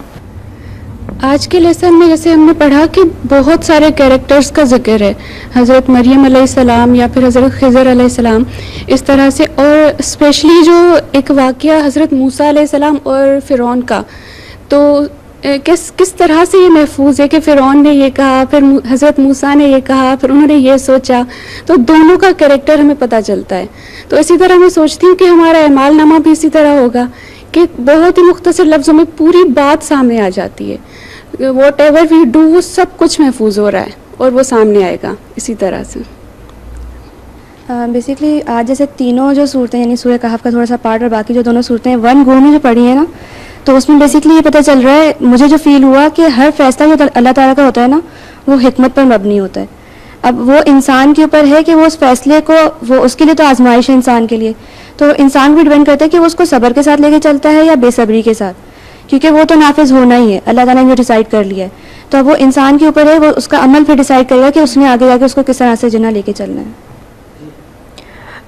سورہ طٰہٰ میں جو ہمیں ایک پکچر سٹوری ملتی ہے حق اور باطل کی ایک جنگ، جس میں ہمارے لیے ایز ہیومن بینگز ایک بہت بڑا لیسن ہے کہ حضرت موسیٰ جب کہ نبی تھے تو ان کے دل میں جو اللہ کا خوف تھا، جو متقی تھے، اور کس طرح سے وہ ہر لمحے اللہ تعالیٰ سے مدد مانگ کے آگے بڑھے، اور اتنی بڑی بڑی طاقتوں کا جیسے ہمیں بھی مقابلہ دنیا میں کرنا پڑتا ہے، تو انہوں نے فرعون کا مقابلہ، اتنی شان و شوکت والے کا مقابلہ اللہ تعالیٰ سے مدد مانگ کے کیا، مگر جہاں اللہ کا حکم تھا، جہاں پہ حق کی بات تھی، وہاں پہ وہ نہیں ڈرے، اور انہوں نے حق اور باطل کی کس طرح سے جنگ ہوئی، اور اللہ تعالیٰ نے کس طرح سے مسلمانوں کا ساتھ دیا، اور جیت ایونچولی جو ہے وہ حق کی ہی ہوتی ہے، اور جہاں پہ اللہ کی مدد آتی ہے وہاں پہ باطل جو ہے وہ نہیں فلرش کر سکتا۔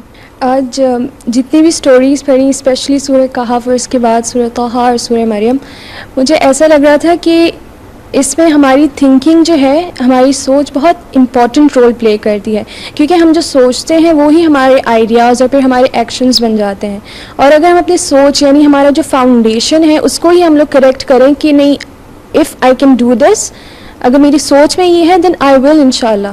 تو جب تک اپنی سوچ میں ہم لوگ پازیٹیوٹی نہیں لائیں گے تو آئی گیس ہم لوگ آگے نہیں بڑھ سکتے، تو اپنی فاؤنڈیشن کو اسٹرانگ کرنے کی ضرورت ہے، اور یہ ایٹیٹیوڈ اپنے اندر کی ڈیولپ کرنے کی ضرورت ہے۔ مجھے سورہ طٰہٰ کی آیات اتنی انسپائرنگ لگیں آج کی اس لیکچر میں۔ اس صورت میں جو سب سے زیادہ مجھے غالب نظر آئی چیز وہ اللہ کی اپنے بندے سے محبت۔ سورت کے شروعات میں ہی اللہ تعالیٰ کہتے ہیں کہ میں نے قرآن اس لیے نازل نہیں کیا کہ بندہ مشکل میں پڑ جائے، اور پھر حضرت موسیٰ علیہ السلام کے واقعے میں ایک ایک واقعہ جو بیان کیا، مطلب کہ اتنی آزمائشیں آئیں ان پر، اتنی مشکلات، جہاں اللہ تعالیٰ ان کو بلاتے ہیں اور ان کو بتاتے ہیں، اتنا بڑا ایونٹ تھا ان کے لیے یہ ایسی چیز کا ریویل ہونا حضرت موسیٰ علیہ السلام کے لیے، لیکن اللہ تعالیٰ نے ان کو ایسی تسلی دی ہے، اور سارا وقت ایسا لگا جیسے اللہ تعالیٰ نے ان کو تھاما ہوا ہے۔ ان کی مدر کے اوپر اتنا بڑا وقت آیا کہ ان کے دل میں بندے کتنا بھاری گزرا ہوگا یہ اپنے بچے کو اپنے آپ سے الگ کرنا، لیکن وہاں بھی اللہ تعالیٰ نے ان کو ایسی تسلی دی۔ اور آگے پھر اللہ تعالیٰ نے شیطان کا واقعہ بیان کر کے اپنے بندے سے بھی وہی لو، وہی کیئر شو کیا ہے کہ وہ گمراہی سے بچ جائے۔ آگے پھر اللہ تعالیٰ اس کو مشکلات میں ہمت پیدا کرنے کے لیے، اللہ تعالیٰ سے قریب ہونے کے لیے طریقے بتا رہے ہیں۔ تو اتنا لو، اتنی محبت اللہ تعالیٰ کے اپنے بندے کے لیے، اور وہی بندہ ہے جو دنیا کی دوڑ میں اتنا مگن ہے کہ 2 گھڑی نہیں نکال سکتا اپنے اللہ کو یاد کرنے کے لیے۔ مجھے یہ چیز نے بہت انسپائر کیا کہ صرف سستی کے مارے، صرف دنیا میں مصروف ہو کر ہم نمازیں قضا کر دیتے ہیں۔ ناظرین، اس کے ساتھ ہی ہمارے آج کے پروگرام کا وقت ختم ہوتا ہے۔ آپ سے اجازت چاہتے ہیں۔ اللہ تعالیٰ سے دعا ہے کہ ہم نے جو کچھ سیکھا اور ان سچے واقعات سے جو زندگی کے حقائق ہمارے سامنے آئے اور خوبصورت نمونے ہم نے دیکھے، اللہ تعالیٰ ہمیں ان سے بہترین سبق لے کر بہترین عمل کی توفیق عطا فرمائے۔ آپ سب کے لیے دعائیں، نیک تمنائیں۔ السلام علیکم ورحمۃ اللہ وبرکاتہ۔ وعلیکم السلام ورحمۃ اللہ۔